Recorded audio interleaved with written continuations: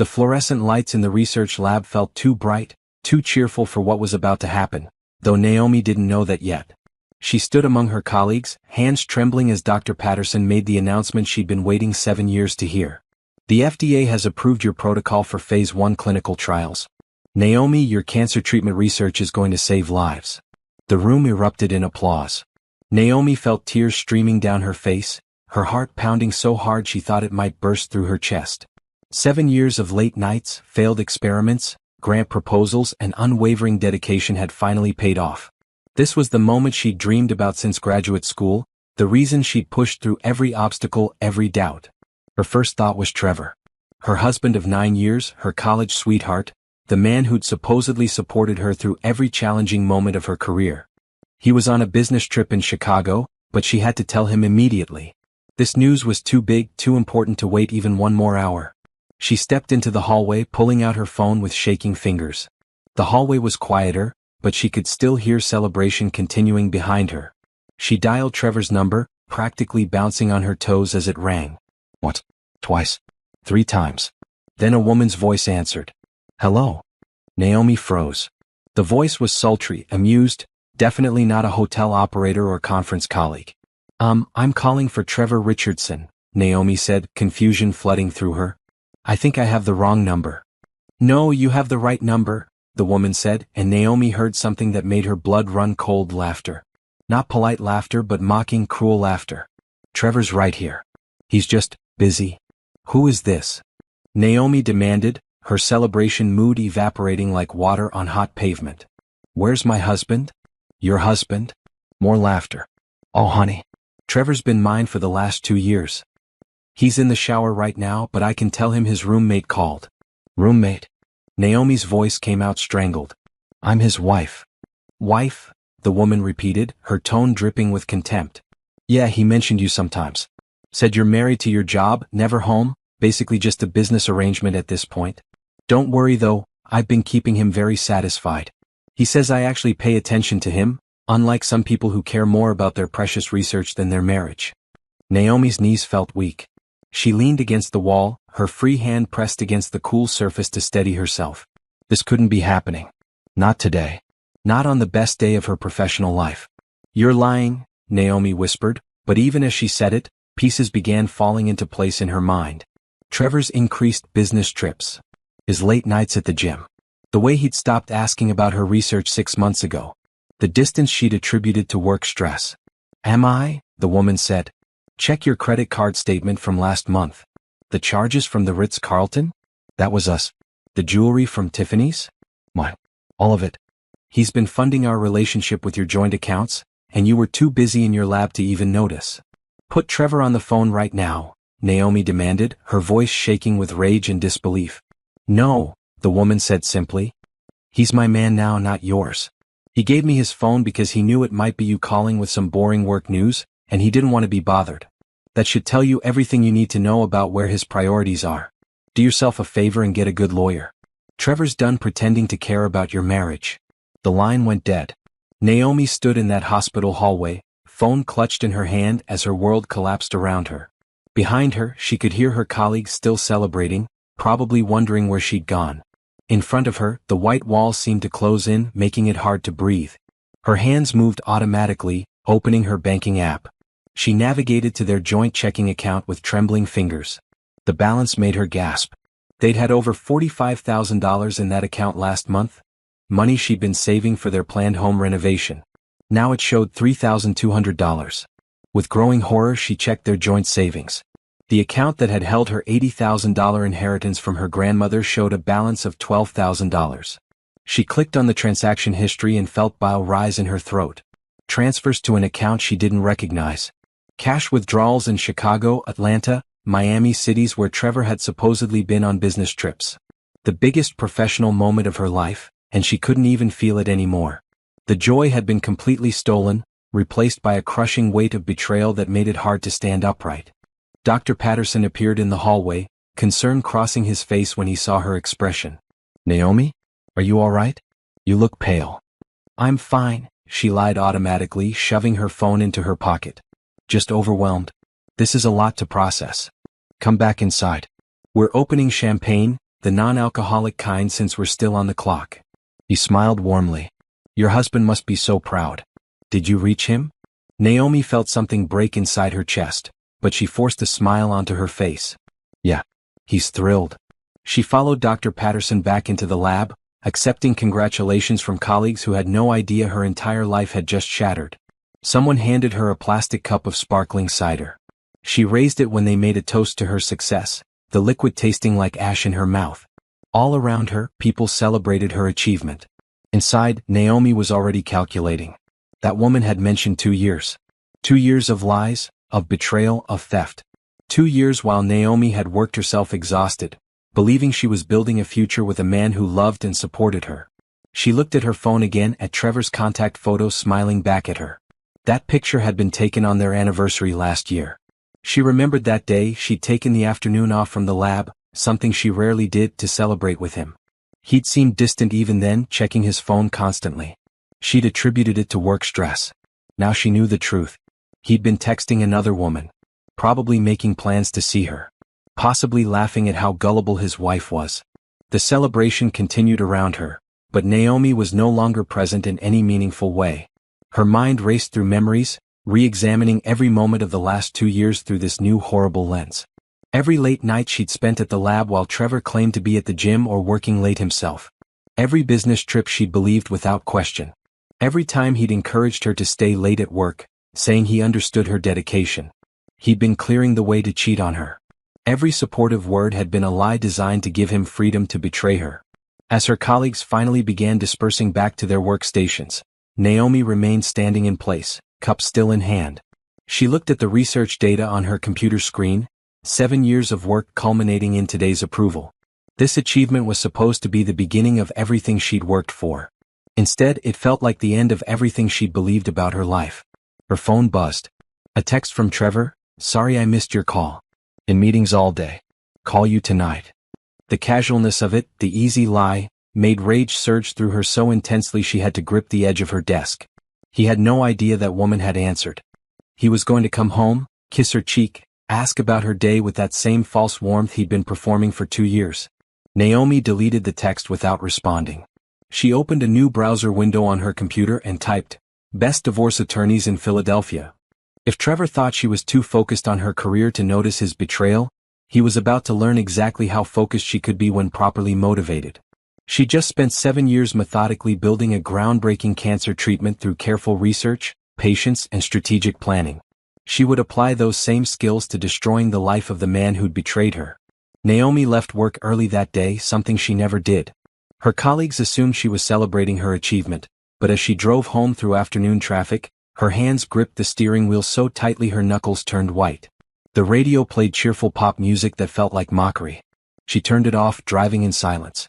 Their house in the suburbs looked perfect from the outside, manicured lawn, fresh paint, flower beds she'd planted last spring. Everything a successful couple should have. The sight of it made her stomach turn. How many times had Trevor brought that woman here when Naomi was working late? She parked in the driveway and sat for a moment, staring at the front door. Once she walked through it and started looking for proof, there would be no going back. Some part of her still wanted to believe this was a misunderstanding, that the woman on the phone was lying or confused. But she knew the truth. She'd heard it in the woman's confident mockery, seen it in the bank account balances. Naomi unlocked the door and stepped into her own home, which suddenly felt like foreign territory. She stood in the entryway looking at family photos on the wall, her and Trevor on their wedding day at the Grand Canyon, at her graduate school graduation. All lies now. Just pictures of a woman who hadn't known her husband was stealing from her and sleeping with someone else.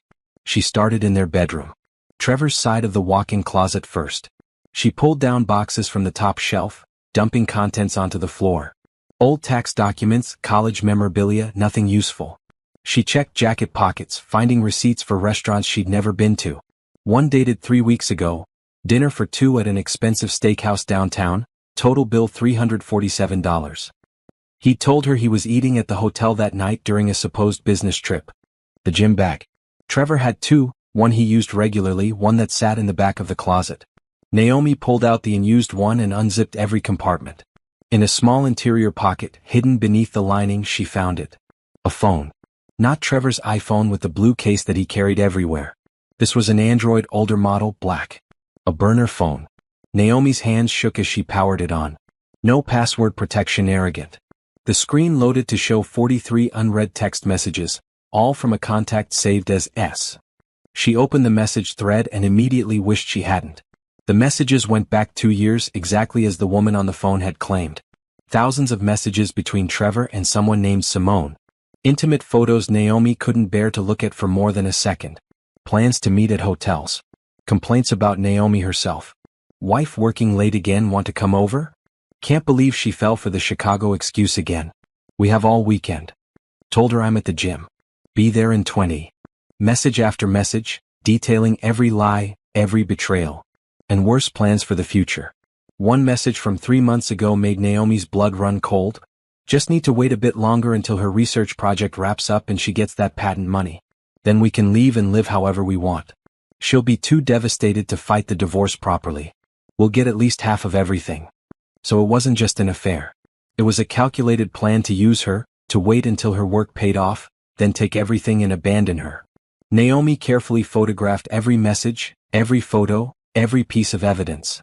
Her training as a researcher kicked in: document everything, preserve the evidence, maintain the chain of custody. She'd spent years gathering data. This was just a different type of experiment. Next she went to Trevor's home office. His laptop sat on the desk. He always left it open, assuming she'd never snoop. She'd never had reason to before. She opened his email. The personal Gmail account she knew about contained nothing incriminating. But when she checked his browser history, she found he regularly logged into another email address, trick2847@gmail.com. She typed it into the login screen. His password manager auto-filled the credentials. Jackpot. This email account contained everything. Hotel reservations under fake names. Romantic messages to Simone. But most damning, correspondence with a real estate agent about a condo he'd been looking to purchase. The price was $380,000, and the emails discussed how he'd soon have enough for a significant down payment. Her money. Her inheritance. Her salary. All being used to plan a future with another woman. Naomi downloaded every email, every attachment, every piece of correspondence. She created a secure folder on her own laptop and transferred everything there, then backed it up to 3 different cloud services. Then she found the bank statements. Trevor had been methodical about covering his tracks with their joint accounts, but he'd been careless with his secret account, probably because he never imagined she'd find it. The statements showed regular transfers from their joint savings, often timed to when Naomi was traveling for conferences. He'd transfer $5,000 or $10,000, then spend it on hotels, restaurants, shopping, and direct transfers to an account belonging to Simone Patterson. Patterson. The same last name as her department head at work. Naomi's mind raced. Could Simone be related to Dr. Patterson? No, that was impossible. Patterson was a common name. Just a coincidence. She kept searching, finding credit card statements for cards she'd never seen. All in Trevor's name but using their joint accounts to pay them off. The charges painted a picture of lavish spending: jewelry, expensive dinners, weekend trips, shopping sprees. She found a charge for $4,800 at a jewelry store dated last month. Trevor's explanation for that withdrawal had been a supposed car repair. There were hotel charges in their own city. Multiple times per month, Trevor had been checking into hotels less than 5 miles from their home, bringing Simone there while telling Naomi he was at the gym or working late at his office. The gym membership statements showed the truth. He rarely went. His story about training for a marathon last year had been completely fabricated. He'd been spending those hours with Simone. Naomi worked methodically through the afternoon, building her case file. Every document photographed and saved. Every email downloaded. Every text message preserved. By the time she finished, she had a comprehensive record of 2 years of systematic deception and financial fraud. Her phone rang. Trevor. Hey babe, his voice sounded cheerful, casual. Sorry I couldn't talk earlier. Meetings ran long. How was your day? Naomi looked at the evidence spread across the office desk. The burner phone, the printed emails, the bank statements. She thought about that woman's mocking voice on the phone. She thought about 2 years of lies. My day was amazing, she said, keeping her voice light and normal. I got incredible news at work. We should celebrate when you get home. That's great. I knew you'd figure out whatever you were working on. You're so dedicated to that research. I'm proud of you. The lies came so easily to him. He sounded genuine, loving even. If she didn't know the truth, she'd believe every word. When will you be home? She asked. Not until Thursday evening. This Chicago project is more complicated than expected. I might need to extend the trip through Friday. That's fine, Naomi said softly. Take all the time you need. More time for her to prepare. More time for him to believe his wife was still clueless. You sound weird, Trevor said, a note of suspicion entering his voice. Everything okay? Just tired. Long day at the lab. I'll let you get back to your meetings. Love you, babe. The words felt like poison. Sure, Naomi said and ended the call. She carefully returned everything to where she'd found it, except the evidence she'd documented. The burner phone went back into the gym bag, positioned exactly as she'd found it. The laptop returned to its previous screen. Everything appeared untouched. But Naomi had changed. The woman who'd walked into this house full of shock and hurt had been replaced by someone else. Someone calculating, strategic, and absolutely determined to make Trevor regret every single lie he'd ever told her. She pulled up her contacts and found a name she hadn't called in almost a year: Andrea Collins. They'd been roommates in college, stayed friends through graduate school. Andrea had gone to law school and was now a divorce attorney at a major firm in Philadelphia. Naomi. Andrea's warm voice came through the phone. I was just thinking about you. It's been forever. How are you? I need a lawyer, Naomi said. My husband's been cheating on me for 2 years and stealing money from our accounts. I have extensive documentation and I want to destroy him legally. Can you help? There was a brief pause. Then Andrea's voice came back, no longer warm and social but sharp and professional. Don't touch anything else. Don't confront him. Don't do anything until we meet. Can you come to my office tomorrow morning at 8? Yes. Good. Bring every piece of evidence you have. And Naomi? Based on what you just said, we're not just talking divorce. This sounds like fraud, possibly embezzlement depending on the account structures. He's going to lose a lot more than his marriage. After they hung up, Naomi sat in Trevor's office chair, surrounded by evidence of his betrayal.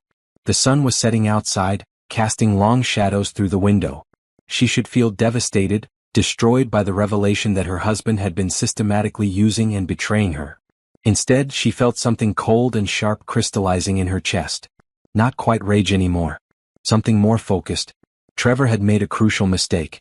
He'd assumed her dedication to her research meant she wasn't paying attention to their life together. He'd mistaken her trust for stupidity, her love for blindness. He was about to learn that the same methodical intelligence that had just earned FDA approval for a groundbreaking cancer treatment could be applied to completely dismantling a cheating husband's life.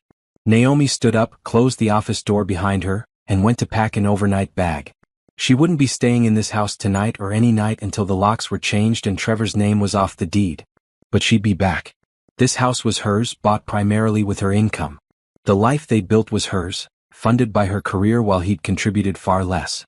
Everything he thought he was going to take from her? She'd take it back plus everything he had. The woman on the phone had said Naomi cared more about her research than her marriage. She was right. But not because Naomi had neglected Trevor. Because her research had taught her patience, strategy, and how to systematically break down complex problems into manageable steps until you achieved the desired outcome. Trevor was about to become her next research project. And unlike cancer, which she was learning to defeat, Trevor would be much easier to destroy. Andrea's law office occupied the 20th floor of a glass tower in downtown Philadelphia. Naomi arrived 15 minutes early, carrying a laptop bag filled with printed documentation and backed-up files. She'd barely slept at the hotel last night, instead spending hours organizing her evidence into categories: financial fraud, infidelity documentation, timeline of deception, asset inventory. The receptionist led her to a conference room with floor-to-ceiling windows overlooking the city. Andrea walked in moments later, and Naomi barely recognized her college friend. Gone was the casual law student who'd lived on pizza and coffee. This woman wore a perfectly tailored suit, her hair in a professional twist, radiating confidence and competence. Naomi, Andrea said, her expression serious as she closed the door. Before we start, I need to know, have you confronted Trevor about any of this? No. I found everything yesterday afternoon. He doesn't know I know. Good. Andrea sat down, pulling out a legal pad. That's crucial. The element of surprise is our biggest advantage. Now show me what you have. For the next 2 hours, Naomi walked Andrea through everything. The phone call that started it all. The burner phone messages. The secret email account. The bank statements showing systematic theft from their joint accounts. The plans to wait for her patent money before divorcing her. Andrea's expression grew darker as she reviewed each piece of evidence. She made notes, asked clarifying questions, and occasionally let out low whistles of disbelief. "This is worse than most cases I see," Andrea finally said. "He's not just cheating. He's committed wire fraud, identity theft if he used your credentials for any account access, and possibly embezzlement depending on how your accounts are structured. The fact that he used your inheritance money makes this even more serious in Pennsylvania law." "Can we get it back?" Naomi asked. "The money he stole? All of it plus damages?" Pennsylvania is an equitable distribution state, which means marital property gets divided fairly but not necessarily equally. But when one spouse has committed fraud and dissipated marital assets, judges get very unfavorable toward that person. Andrea pulled up a document on her laptop. "Walk me through your financial situation. What assets do you have individually versus jointly?" They spent another hour documenting everything. The house was in both names but had been purchased primarily with Naomi's income and down payment. 3 cars, Naomi's sedan registered in her name, Trevor's truck in his name, and a third vehicle they rarely used that was joint. Retirement accounts, Naomi's 401k from her employer, Trevor's IRA from his sales job. Joint savings accounts now depleted. Joint checking. "What about your research patent?" Andrea asked. "If that generates royalties, that could be considered marital property depending on when the work was done.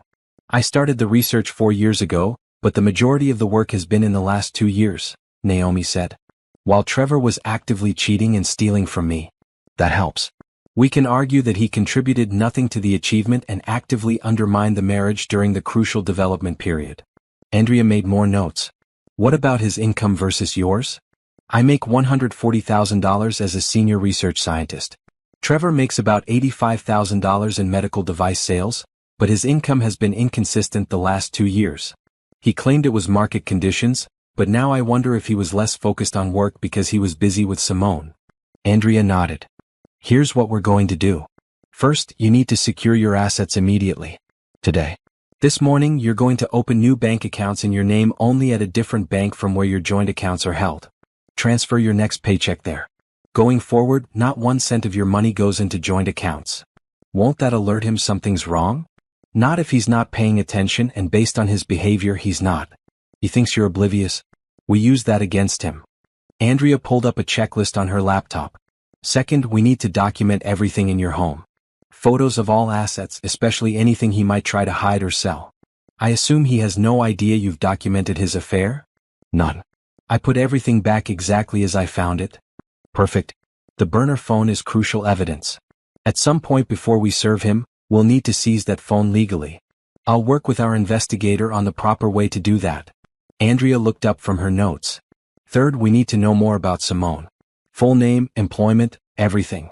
The more we know about her, the better we can build the case."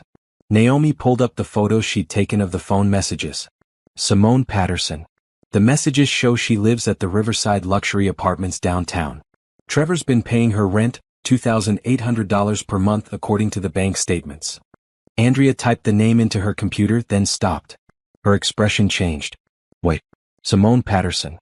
About 30 years old, works in pharmaceutical sales. I don't know what she does for work. Why?" Andrea turned her laptop screen toward Naomi. It showed a LinkedIn profile for Simone Patterson, account manager at MedTech Solutions, the same company where Trevor worked. The profile photo showed an attractive woman with highlighted hair and a bright smile. She looked so normal, so ordinary. Not like someone who'd been systematically helping destroy someone's marriage for 2 years. But what made Naomi's breath catch was the employment history. 3 years ago, Simone had worked at a different company, Pharmacare Industries. The same parent company that owned the research institute where Naomi worked. "She used to work at my company," Naomi said slowly. "Or a subsidiary of it." Andrea's eyes narrowed. "That's not a coincidence. How did Trevor meet her?" The pieces fell into place in Naomi's mind. 3 years ago, Trevor had started his current job at MedTech Solutions. He'd met Simone there, or possibly she'd followed him there from the pharmaceutical industry. Either way, they'd known each other longer than the 2-year affair timeline. "This gets worse," Naomi said.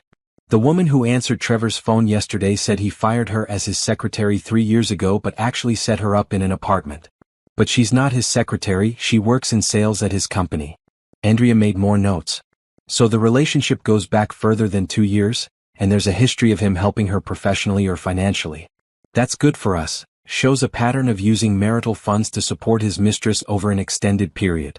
They worked for another hour building out the strategy. Andrea would file for divorce immediately, using the fraud evidence to request an emergency hearing for exclusive use of the marital home and freezing of all joint assets. They'd request full forensic accounting of all finances going back 3 years. They'd pursue criminal charges for the financial fraud separately from the divorce. I need to warn you, Andrea said as they wrapped up. This is going to get ugly. Trevor will be served at his workplace. He'll be angry. He might try to intimidate you, threaten you, make promises to reconcile. You need to be prepared for that. He already had his chance to be honest, Naomi said coldly. He chose to let his mistress answer my phone call when I was trying to share the biggest achievement of my career. That told me everything I need to know about who he is. Good. Keep that anger. It'll help you get through what's coming. Andrea stood up, extending her hand. We're going to destroy him, Naomi. Legally, financially, and professionally. By the time we're done, he's going to regret ever betraying you. Naomi shook her hand. How long will this take? Depends on how much he fights. If he's smart, he'll settle quickly once he sees our evidence. If he's stupid and tries to drag it out, we go to trial and let a judge hear about every hotel room, every stolen dollar, every lie. Either way, you win. After leaving Andrea's office, Naomi went directly to a new bank and opened checking and savings accounts in her name only. She arranged for her paycheck direct deposit to be changed effective immediately. She withdrew $5,000 in cash from one of the joint accounts, just in case she needed quick access to money if Trevor tried to freeze their accounts in retaliation. Then she went to her workplace and requested an emergency meeting with HR and Dr. Patterson. Is everything all right? Dr. Patterson asked when she entered his office with the HR director. You seemed distracted yesterday after the announcement. I need to report a potential security concern, Naomi said carefully. I've learned that someone with a connection to my personal life used to work for our parent company and may have had access to proprietary research information. I want to ensure there's no conflict of interest or data breach. She didn't mention Trevor or the affair. But she gave them Simone's name and employment history, framing it as a routine security check given her own research's importance. Dr. Patterson made notes, promising to look into it. If Simone had ever accessed or shared any of Naomi's research, which seemed unlikely but possible given her pharmaceutical background, there could be additional legal consequences. Naomi spent the rest of the day at work acting completely normal. Colleagues congratulated her again on the FDA approval. She smiled, thanked them, participated in discussions about the next phase of clinical trials. No one suspected that underneath her professional exterior, she was systematically planning the destruction of her husband's life. That evening, she checked into a different hotel under her own name, paying cash. Trevor called at 8 p.m., his usual check-in time. Hey babe, how was your day? Good. Busy. Lots of meetings about the clinical trial logistics. All true technically. How's Chicago? Exhausting. These clients are demanding. I'll be so glad to get home tomorrow night. More lies. The credit card statement showed he checked into a luxury hotel in downtown Philadelphia yesterday, not Chicago. He was probably with Simone right now, calling from the bathroom while she waited in bed. I can't wait to see you, Naomi said, injecting false warmth into her voice. We should do something special this weekend. Celebrate my news properly. Absolutely. I'll take you to that restaurant you like. Friday night? Perfect. He'd never make it to Friday dinner with her. By Friday he'd be served with divorce papers frozen out of their accounts and facing a very angry attorney. After they hung up, Naomi reviewed the timeline with Andrea via email. Papers would be filed tomorrow morning. Trevor would be served at his office tomorrow afternoon. Andrea was also arranging a restraining order preventing him from accessing their joint accounts or the marital home until the emergency hearing. Naomi attached one final document to her email, the photos of text messages between Trevor and Simone discussing how they'd clean out the accounts and leave that research nerd with nothing. Andrea's response came within minutes. This seals it. Judge will be extremely hostile to him. Get ready, tomorrow changes everything. Naomi sat in her hotel room, looking out over the city lights. 24 hours ago, she'd been celebrating the biggest professional achievement of her life, blissfully unaware her husband was betraying her. Now she was 24 hours away from watching his entire world implode. She felt no guilt, no hesitation. Trevor had made his choices. He'd chosen lies over honesty. He'd chosen theft over respect. He'd chosen to let his mistress mock Naomi on what should have been one of the best days of her life. Naomi had spent 7 years patiently researching, testing, and refining a treatment that could save lives. She'd learned that success came from careful planning, strategic execution, and unwavering commitment to the goal.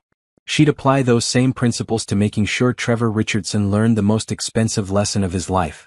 Underestimating his wife was the biggest mistake he'd ever made. Tomorrow the real work began. Naomi spent Wednesday morning at the Research Institute, attending meetings about clinical trial protocols while simultaneously coordinating with Andrea via text message. To her colleagues, she appeared focused and professional. Inside, her mind tracked multiple timelines: when the divorce papers would be filed, 10 a.m., when the process server would arrive at Trevor's office between 2 to 4 p.m., when the bank would receive notice to freeze the joint accounts by end of business day. At 10:47 a.m., Andrea texted, "Papers filed. Emergency hearing scheduled for Monday 9 a.m. Process server en route to his office. How are you holding up?" Naomi typed back, "Fine. Ready for this to be done." But Andrea had also suggested something else: hiring a private investigator to document everything they might have missed. At 11 a.m., Naomi met with the investigator, James Harrison, no relation to her attorney, at a coffee shop 3 blocks from her work. Harrison was in his 50s, gray-haired and unassuming. Exactly the kind of person who could blend into any environment. "Mrs. Richardson," he said, shaking her hand. "Andrea filled me in on the basics. I've already started preliminary work based on the information you provided. What I've found in just 18 hours is concerning." He opened his laptop, angling it so only Naomi could see the screen. "This is Simone Patterson's apartment building. Nice place, $2,800 per month rent like you discovered. But here's what's interesting: the lease isn't in her name. It's under an LLC called Richmond Properties. Wanna guess who owns Richmond Properties?" "Trevor," Naomi said flatly. "Correct. He established the LLC 3 years ago. The apartment lease, the utility bills, even her car payment, all run through this LLC. Which means he's been using it to hide assets and expenses from you for at least 3 years, possibly longer." 3 years. Naomi felt the number sink in. Not 2 years like the messages indicated. 3 years of systematic deception and financial manipulation. Harrison pulled up more documents. "The LLC has a business bank account. I've filed requests for those records through legal channels, but based on preliminary data, there have been regular transfers from your joint accounts into the LLC account, then out to various expenses. Conservative estimate? He's funneled over $200,000 of marital funds through this company." $200,000. Naomi's hands clenched around her coffee cup. "There's more," Harrison continued. "Simone Patterson didn't just used to work in pharmaceuticals. She was specifically a sales representative for Pharmacare Industries' oncology division 3 years ago. She called on research institutes, including yours." The implications hit Naomi like ice water. "She knew about my research." "Possibly.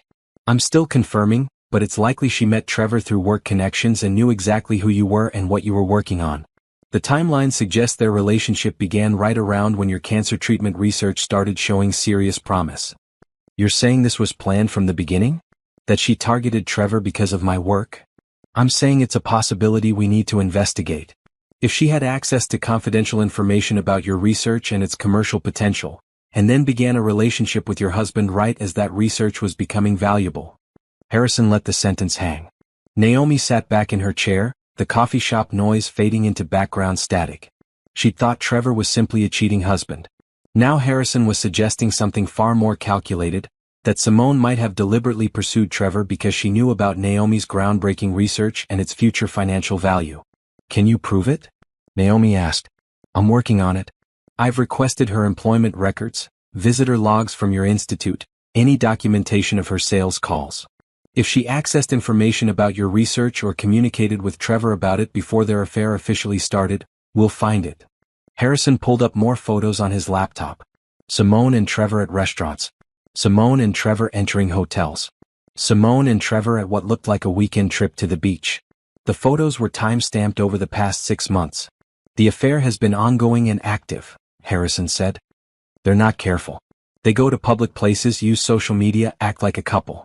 Your husband posted a photo from a casino in Atlantic City 4 months ago, claimed it was a guy's weekend. I have photos of Simone at the same casino, same weekend, same hotel. Every revelation felt like another layer of betrayal peeling back. Naomi had known about the affair for 2 days now, but each new detail made it worse. What about her? Naomi asked. Simone. What's her situation? Harrison pulled up a background report. Simone Patterson, age 29. Originally from Tennessee. Moved to Philadelphia 6 years ago. Works at MedTech Solutions and Pharmaceutical Sales. That's how she and Trevor currently work together, though he's her supervisor, which creates its own HR nightmare for their company. No criminal record. No previous marriages. Parents deceased. One younger sister still in Tennessee. Does she know he's married? Oh, she absolutely knows. The text messages you found make that clear. But here's what's interesting. About 8 months ago, she started posting on social media about being in a relationship, but never tags Trevor or posts photos of him. She talks about her man and their future plans, but keeps his identity hidden. Because he's married, Naomi said. She knows people would judge her. Probably. But it also suggests she's not as confident in the relationship as she acts in those text messages. If she really believed Trevor was going to leave you for her, why hide it? Why not post couple photos, tag him, act like any normal girlfriend? Was a good question. Despite the messages where Simone seemed confident Trevor would divorce Naomi, her actual behavior suggested uncertainty. There's one more thing you need to know, Harrison said, his expression growing more serious. This morning I observed Simone meeting with someone at a coffee shop downtown. A lawyer. I managed to get close enough to hear parts of the conversation. She's worried. About what? About Trevor's financial situation. Apparently he's been promising to leave you for months, but keeps delaying. She's concerned he's been using her and doesn't actually intend to follow through. She asked the lawyer about her options if Trevor has been making false promises. Naomi almost laughed. The mistress was worried about being deceived by the married man she'd been sleeping with for years. The irony was sharp enough to cut. So she's not going to stand by him when this all blows up? Naomi asked. I doubt it. Women like Simone usually bail when the situation gets legally complicated. She's not going to stick around if Trevor can't provide the lifestyle she's been enjoying. Harrison closed his laptop. I'll continue surveillance and documentation. The process server should be at Trevor's office within the next few hours. Do you want me to be there to observe his reaction? Yes, Naomi said immediately. I want to know exactly how he responds. They parted ways and Naomi returned to work. She had a meeting with the clinical trial coordinator at 2 p.m. to discuss patient recruitment protocols. She forced herself to focus, to think about the cancer patients whose lives her research could save rather than the disaster of her personal life. But at 2:47 p.m. her phone buzzed with a text from Harrison. Server just arrived at his office building. Heading up now. Naomi excused herself from the meeting, claiming she needed to take an important call. She walked to the empty stairwell and waited, phone in hand. At 3:02 p.m. Harrison sent a photo. It showed Trevor standing in what looked like a conference room, holding papers, his face twisted in shock and rage. The process server stood nearby, clearly having just delivered the divorce petition. Harrison's text followed. He screamed. Actual screaming. Called you several names I won't repeat. His colleagues heard everything. Currently trying to call you. Don't answer. As if on cue, Naomi's phone began ringing. Trevor. She let it go to voicemail. Immediately he called again. Voicemail. Again. Voicemail. A text. Call me right now. Another. What the hell is this? You filed for divorce? Another. We need to talk. This is insane. Call me immediately. Naomi blocked his number and returned to her meeting. The clinical trial coordinator gave her a curious look but didn't ask questions. For the rest of the afternoon, Naomi received texts from unknown numbers, Trevor using other people's phones, desperate to reach her. She blocked each one. At 4:30 p.m. Andrea called. He showed up at my office. Security escorted him out. He's threatening to contest everything, saying you're being unreasonable. I told him that if he wants to contest, we'll see him in court with all the evidence of fraud and adultery. He left looking like he might throw up. Good, Naomi said. At 5 p.m. Harrison sent another update. He went to the apartment building where Simone lives. Stayed for 45 minutes. When he left he was carrying a suitcase, looks like she kicked him out. He then went to a hotel downtown. Currently checked in there. So Simone had abandoned him already. One day of legal pressure and she'd thrown him out. Whatever they'd had wasn't strong enough to survive actual consequences. Naomi drove to the house, her house, for the first time since discovering the affair. Andrea had arranged for a locksmith to meet her there. While he changed all the locks, Naomi walked through the rooms, seeing everything differently now. The bed where Trevor had slept beside her while texting Simone.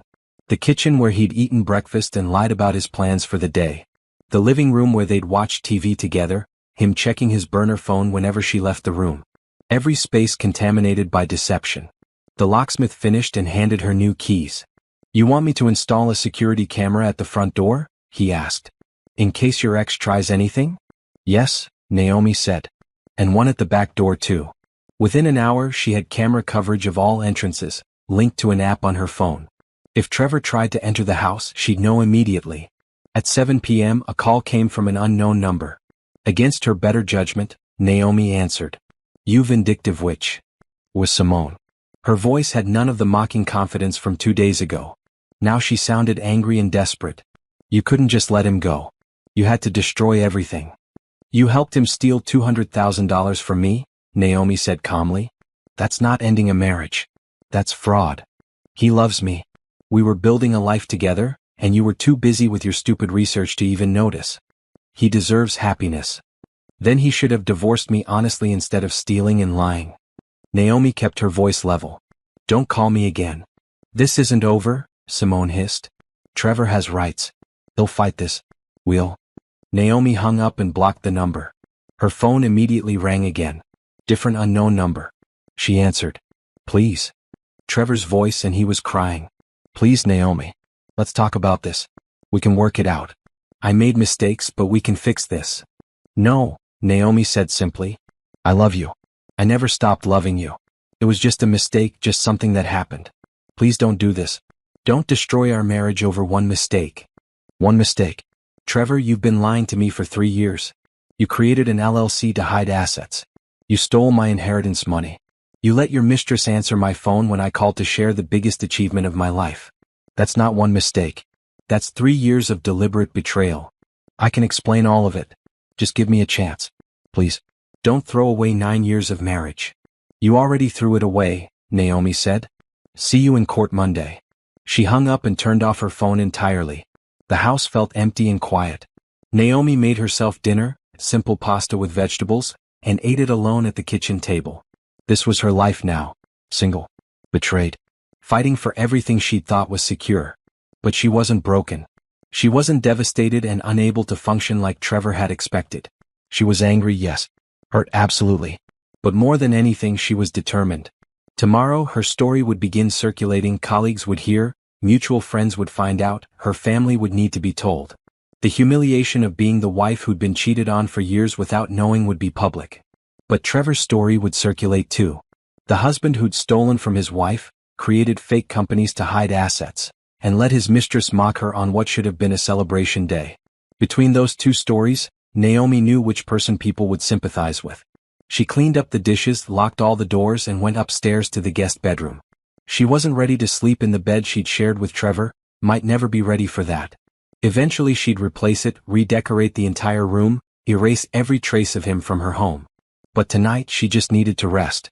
Monday morning's emergency hearing would be her first real confrontation with Trevor face to face. She needed to be sharp, calm, and unshakable. The cancer cells she studied under microscopes never gave up easily. They adapted, evolved, tried every strategy to survive. But Naomi had spent 7 years learning how to systematically destroy them anyway. Trevor was about to learn that the same methodical determination applied to her personal life would be even more devastating than he'd imagined. The emergency hearing was scheduled for Monday at 9 a.m., which gave Naomi the weekend to prepare. But Friday brought unexpected developments that accelerated everything. At 8 a.m., Naomi received a call from her bank. "Ms. Richardson, this is Mark Chin from Fraud Prevention. We've detected unusual activity on one of your joint accounts. Someone attempted to transfer the entire balance, approximately $12,000, to an external account at 6:47 this morning. The transaction was flagged because it exceeded normal activity patterns. Did you authorize this transfer?" "No," Naomi said immediately. "That account should have been frozen by court order yesterday. The freeze was applied at 5 p.m. yesterday. This transfer attempt was made before business hours through online banking.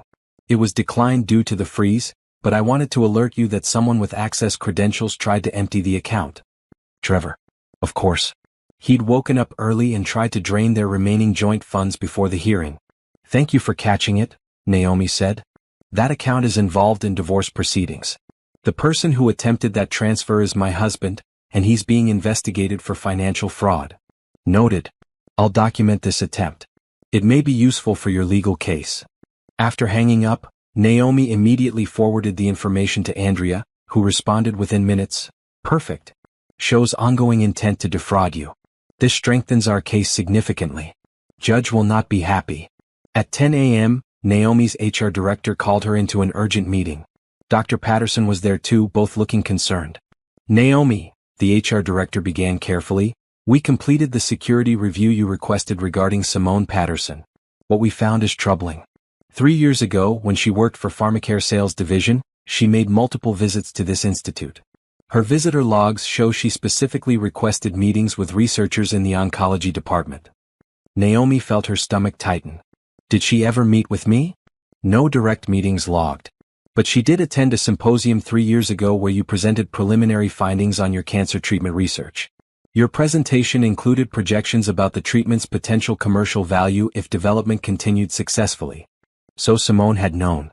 She'd known about Naomi's research, its potential value, everything. And shortly after that symposium, she'd begun her relationship with Trevor. There's more, Dr. Patterson added. We found emails from her work account during that period.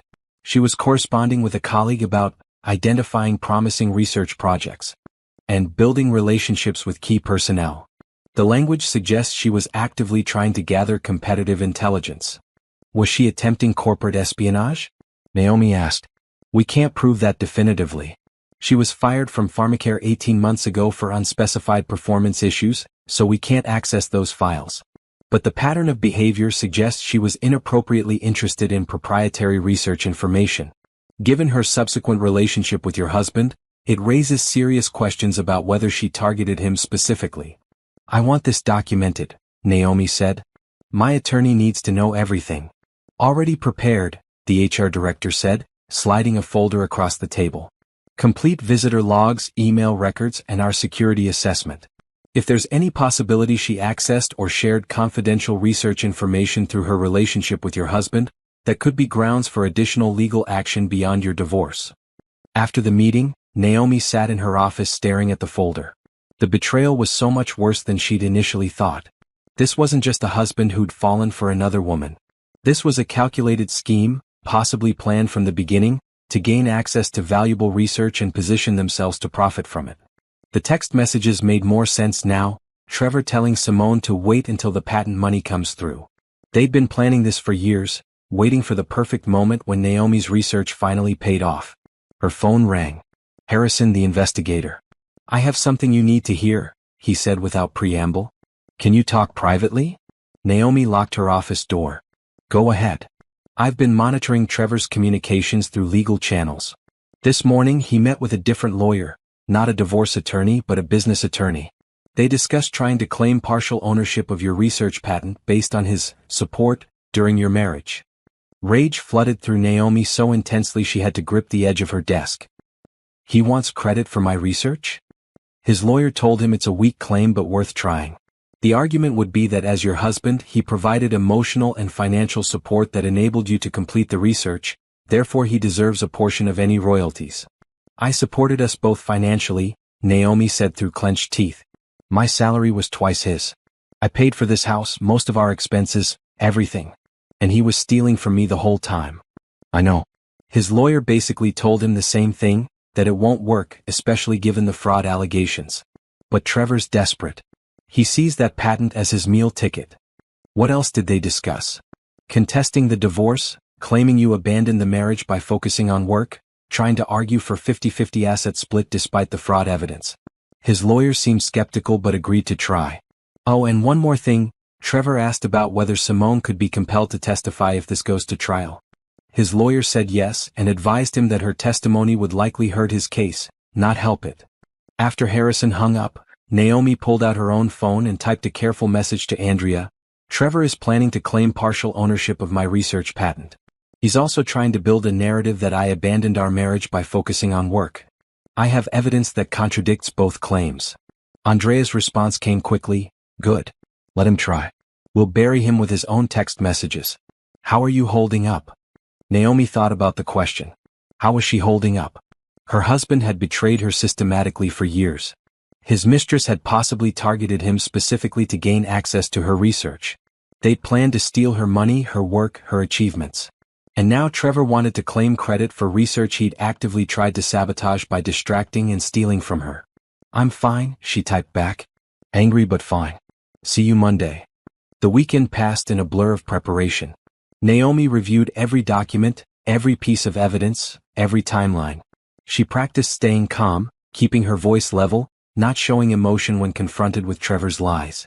Sunday evening, Andrea called for a final preparation session. Tomorrow is just an emergency hearing, Andrea explained. The judge will decide temporary issues, who stays in the house, asset freezes, temporary support if applicable. The full divorce trial will come later.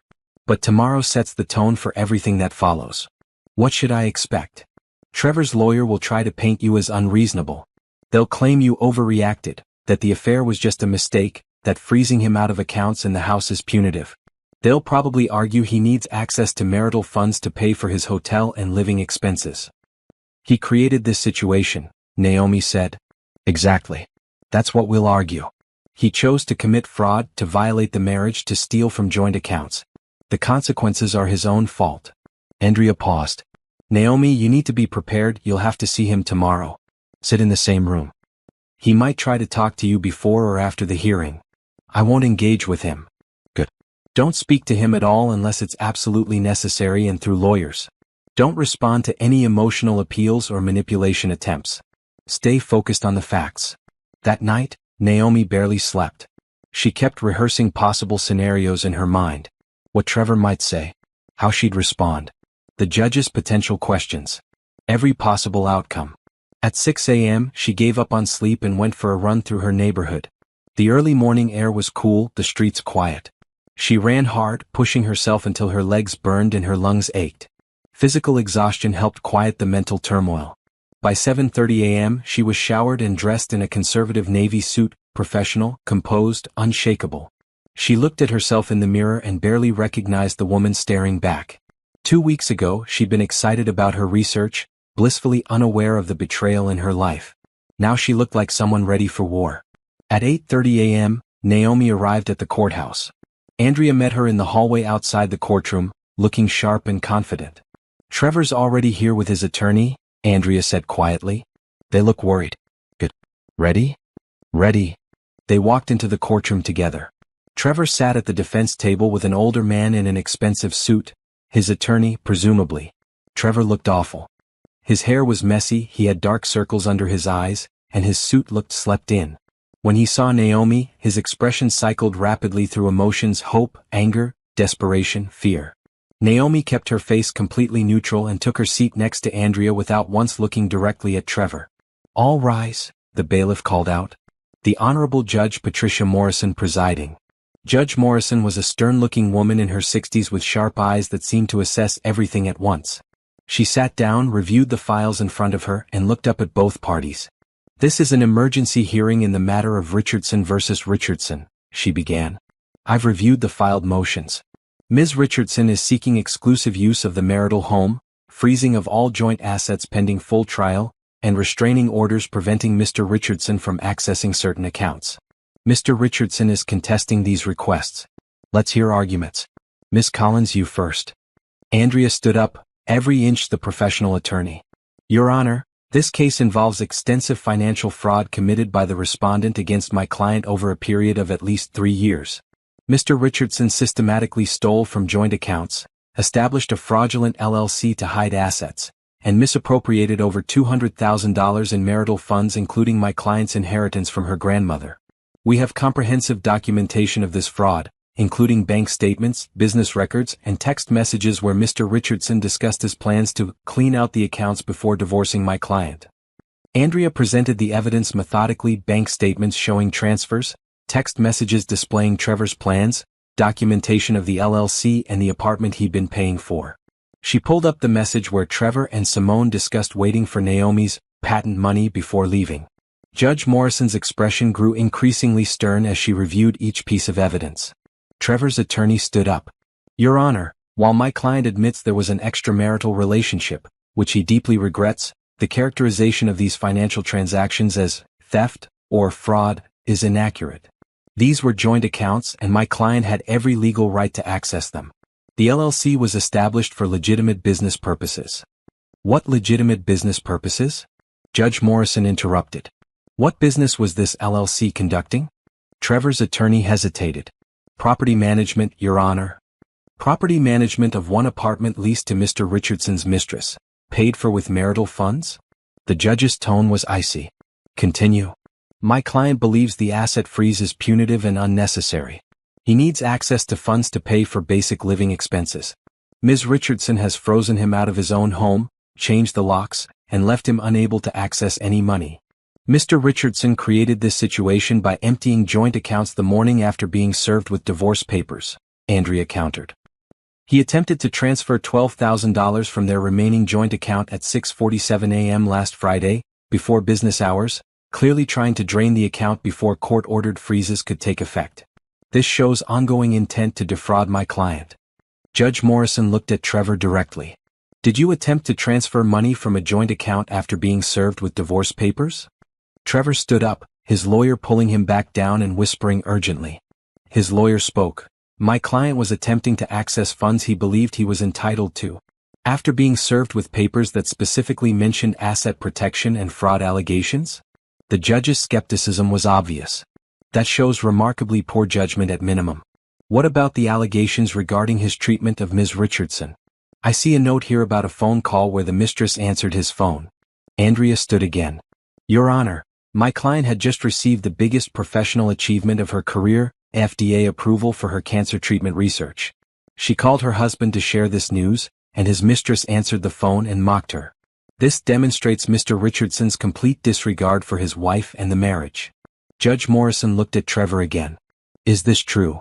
Trevor's lawyer started to speak, but the judge cut him off. I asked Mr. Richardson directly. Trevor stood up slowly. Your Honor, yes, that happened, but it was a mistake. The phone was in the other room and Simone thought it was her mother calling. Your phone was in another room during what your wife understood to be a business trip, and another woman answered it? And then mocked your wife about her career achievement. Judge Morrison's voice was cold. Mr. Richardson, I've been a family court judge for 23 years.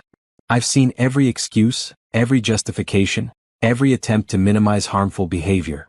This is one of the cruelest scenarios I've encountered. Trevor's face crumbled. Please, Your Honor, I love my wife. This was all a terrible mistake. I want to reconcile. You love your wife, but you stole her inheritance money to pay for your girlfriend's apartment? The judge's tone was sharp. You love your wife, but you let your mistress answer her phone call on what should have been a celebration day? Mr. Richardson, love is demonstrated through actions, not words. Your actions show contempt, not love. She reviewed her notes for a long moment, then looked up at both attorneys. Here's my ruling. Effective immediately, Ms. Richardson retains exclusive use of the marital home. All joint accounts remain frozen pending full trial except for a single account which will hold $2,000 per month transferred to Mr. Richardson for basic living expenses, not a penny more. If Mr. Richardson attempts to access any other marital funds, he will face contempt charges. Trevor's lawyer stood up quickly. Your Honor, $2,000 per month is not sufficient. Your client stole $200,000 from his wife. He can manage on $2,000 until trial. Additionally, I'm ordering a full forensic accounting of all marital finances going back 4 years. Mr. Richardson will cooperate fully with that accounting or face penalties. We'll reconvene in 6 weeks for a status hearing. Until then, Mr. Richardson is prohibited from contacting Ms. Richardson except through attorneys. Any violation will result in immediate contempt charges. She banged her gavel. Court adjourned. Naomi sat very still as the judge left the courtroom. Around her, people began gathering their belongings and filing out. She heard Trevor's voice behind her, desperate and pleading. Naomi, please. Please just talk to me for 5 minutes. I can explain everything. Please. Andrea put a hand on Naomi's arm. Don't respond. Let's go. They walked out of the courtroom together, Trevor's voice following them until the door closed behind them. In the hallway, Andrea turned to Naomi with a satisfied expression. That went even better than expected. Judge Morrison clearly despises what he did. The full trial should be straightforward. When will that be? Probably 3 to 4 months. We'll use that time to complete the forensic accounting and build an even more comprehensive case. Andrea paused. Naomi, I need to warn you, Trevor's going to try everything to change your mind. He'll send messages through mutual friends, try to show up at your work, maybe even try romantic gestures. Don't fall for any of it. I won't, Naomi said firmly. They walked out of the courthouse into the bright morning sunlight. Naomi took a deep breath of fresh air, feeling something like relief wash over her. The first battle was won. The house was hers. Her assets were protected. Trevor was contained.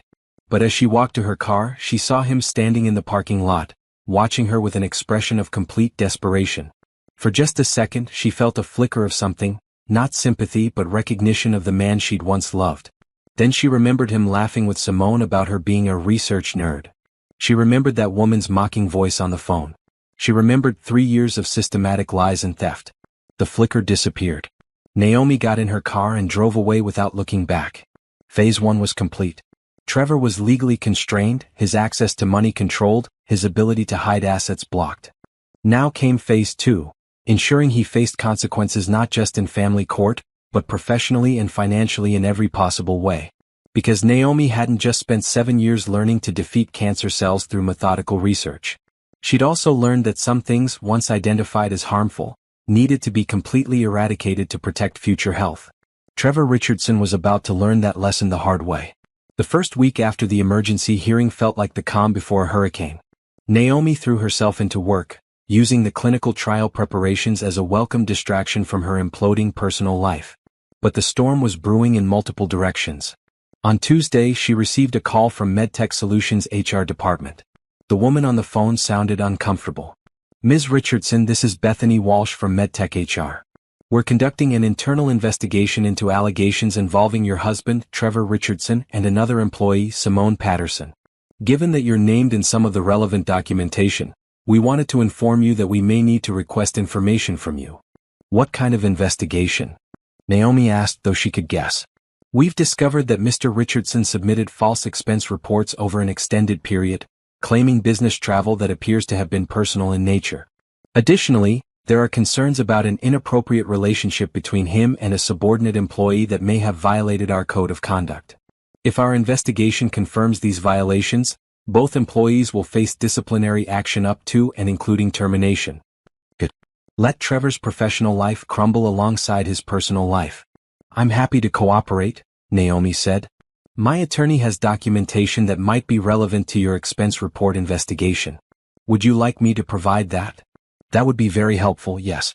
I'll send you a secure upload link. After hanging up, Naomi forwarded the information to Andrea, who sent over sanitized versions of the bank statements showing hotel charges and restaurant bills during Trevor's supposed business trips. Within hours, MedTech's HR had everything they needed to prove Trevor had been defrauding the company.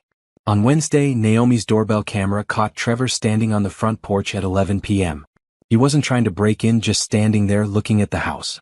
After 10 minutes, he walked back to his car and drove away. The camera caught him again Thursday at 6 a.m. and Friday at midnight. He's testing boundaries, Andrea said when Naomi showed her the footage. Seeing if you'll acknowledge him or engage. Don't. But document every instance. If he escalates, we can get a stronger restraining order. That Friday evening, as Naomi was leaving the research institute, she found Simone waiting by her car in the parking lot. The other woman looked different from her LinkedIn photo, thinner, tired, with dark roots showing in her highlighted hair. We need to talk, Simone said. No, we don't. Naomi walked past her toward her car. You don't understand what you've done, Simone followed her. Trevor is falling apart. He's losing his job because of you. He's living in a terrible hotel. You've destroyed him. Naomi stopped and turned around, her voice cold. I didn't destroy him. He destroyed himself when he chose to steal from me, lie to me, and let you mock me on the phone. That phone call was a mistake. I thought you knew about us. I thought you just didn't care. Simone's voice rose. Trevor said you were so focused on your work that you barely noticed him. He said you wouldn't mind if he found happiness elsewhere. Then he should have divorced me honestly instead of stealing my inheritance money to pay for your apartment. Naomi opened her car door. Don't come near me again. And don't come near my workplace. I'll have security escort you out if you do. You're not the victim here. Simone shouted as Naomi got in her car. You ignored your husband for years. You chose your career over your marriage. This is your fault as much as his. Naomi drove away without responding. In her rearview mirror, she saw Simone standing in the parking lot, arms wrapped around herself, looking lost. She felt nothing. No sympathy, no guilt, no doubt. Simone had helped Trevor steal from her, had mocked her on what should have been a celebration day, had likely targeted Trevor specifically because of Naomi's valuable research. Whatever consequences Simone faced were earned. That evening, Harrison sent an update. Trevor was terminated from MedTech today. Simone was placed on unpaid suspension pending further investigation. Company prosecuting both for expense report fraud. Trevor's facing potential criminal charges. The pieces were falling exactly as they should. But Monday brought a complication. Naomi's mother called, having heard about the divorce from Naomi's younger sister. Sweetheart, I just heard. Are you all right? What happened? Naomi explained the basics: Trevor's affair, the financial fraud, the divorce proceedings. Her mother listened in shocked silence. I can't believe it, she finally said. Trevor always seems so supportive of your career. So proud of you. It was all an act, Mom. He was using me. Have you considered counseling? Marriage therapy? Sometimes these things can be worked through. No. Naomi's voice was firm. He stole from me. He let his mistress mock me. He planned to take my patent money and leave. There's nothing to work through. It's over. Her mother sighed. I just don't want you to give up on the marriage because you're angry. 9 years is a long time. Maybe with time and forgiveness. Mom, I need you to support me, not suggest I forgive someone who betrayed me systematically for years. Naomi felt her carefully maintained composure starting to crack. Can you do that? There was a long pause. Of course, honey. I'm sorry. I just want you to be happy. I will be happy. Once this divorce is finalized and he's out of my life completely.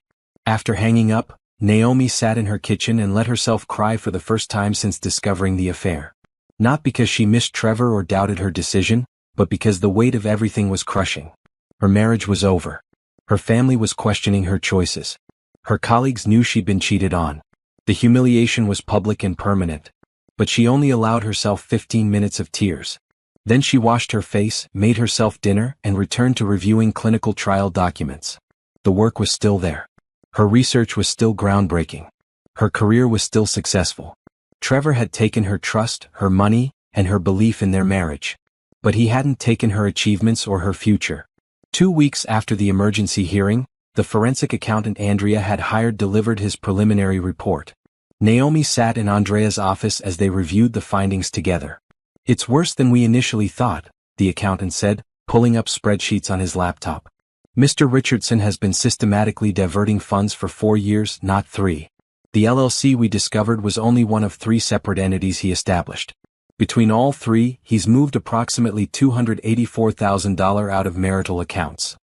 $284,000. Naomi felt sick. Can we recover it? She asked. Most of it, yes. Some was spent on untraceable expenses, cash withdrawals, meals, entertainment. But the money transferred to the LLC accounts is still there, and the apartment lease payments can be calculated and recovered. I estimate we can recover $190,000 to $210,000. What about the rest? Likely gone. Spent on his affair and his lifestyle with Miss Patterson. But in Pennsylvania, when one spouse dissipates marital assets, the court can assign a larger portion of remaining assets to the innocent spouse to compensate. You'll likely end up with significantly more than 50% of everything. Andrea leaned forward. There's more good news. MedTech Solutions confirmed they're prosecuting Trevor for expense report fraud. The company estimates he falsified claims totaling $47,000 over 3 years. That's criminal fraud, separate from the divorce. Will he go to jail? Naomi asked. Possibly.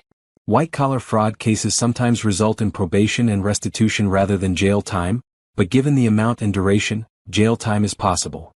Andrea pulled up another document. Additionally, Simone Patterson was terminated from MedTech yesterday. Their investigation found she knew about the false expense reports and benefited from them.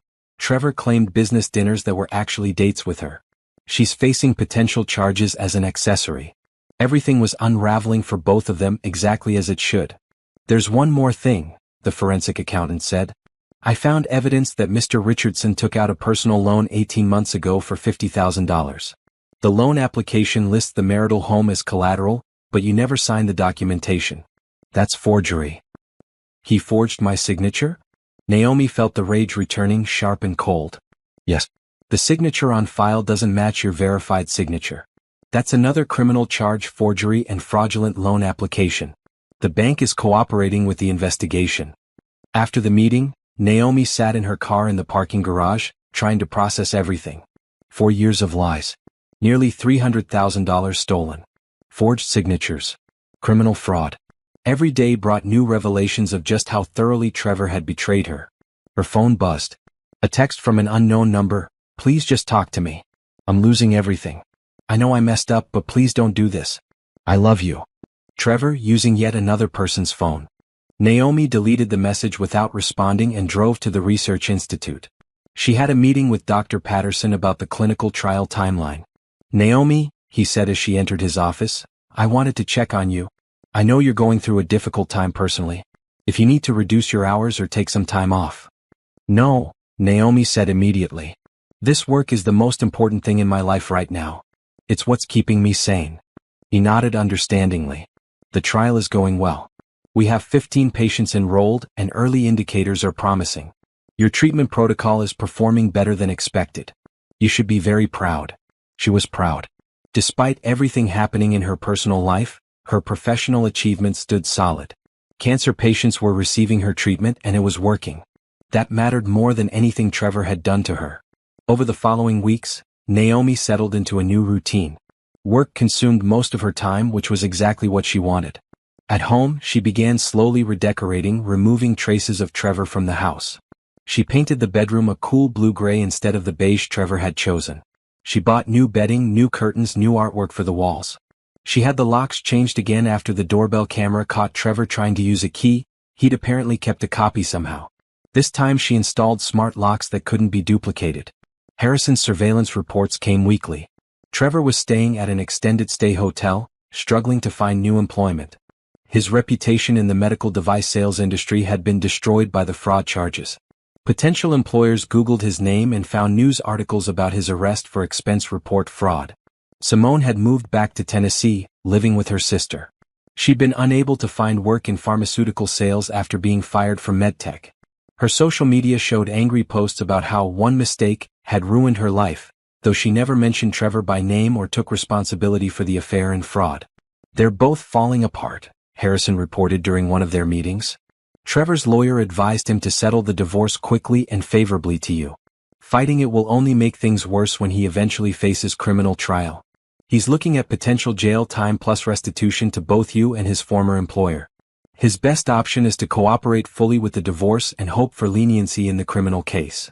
Is he going to settle? Naomi asked. His lawyer is pushing for it. Trevor's resisting because he doesn't want to accept that everything is really over. He keeps talking about winning you back, making things right. His lawyer basically told him that ship has sailed and he needs to focus on minimizing legal damage. 1 month after the emergency hearing, Trevor's attorney contacted Andrea with a settlement proposal. Trevor would agree to give Naomi the house, 80% of all retirement accounts, full rights to her research patent with no claims from him, and repayment of $190,000 in stolen funds over 5 years. In exchange, Naomi would agree to a streamlined divorce process and wouldn't pursue additional financial penalties beyond what the court had already ordered. It's a good offer, Andrea said when she called Naomi to discuss it. You get almost everything you're entitled to without the stress and expense of a prolonged trial. The criminal charges will proceed regardless of whether you accept this settlement. What about the money he can't pay back?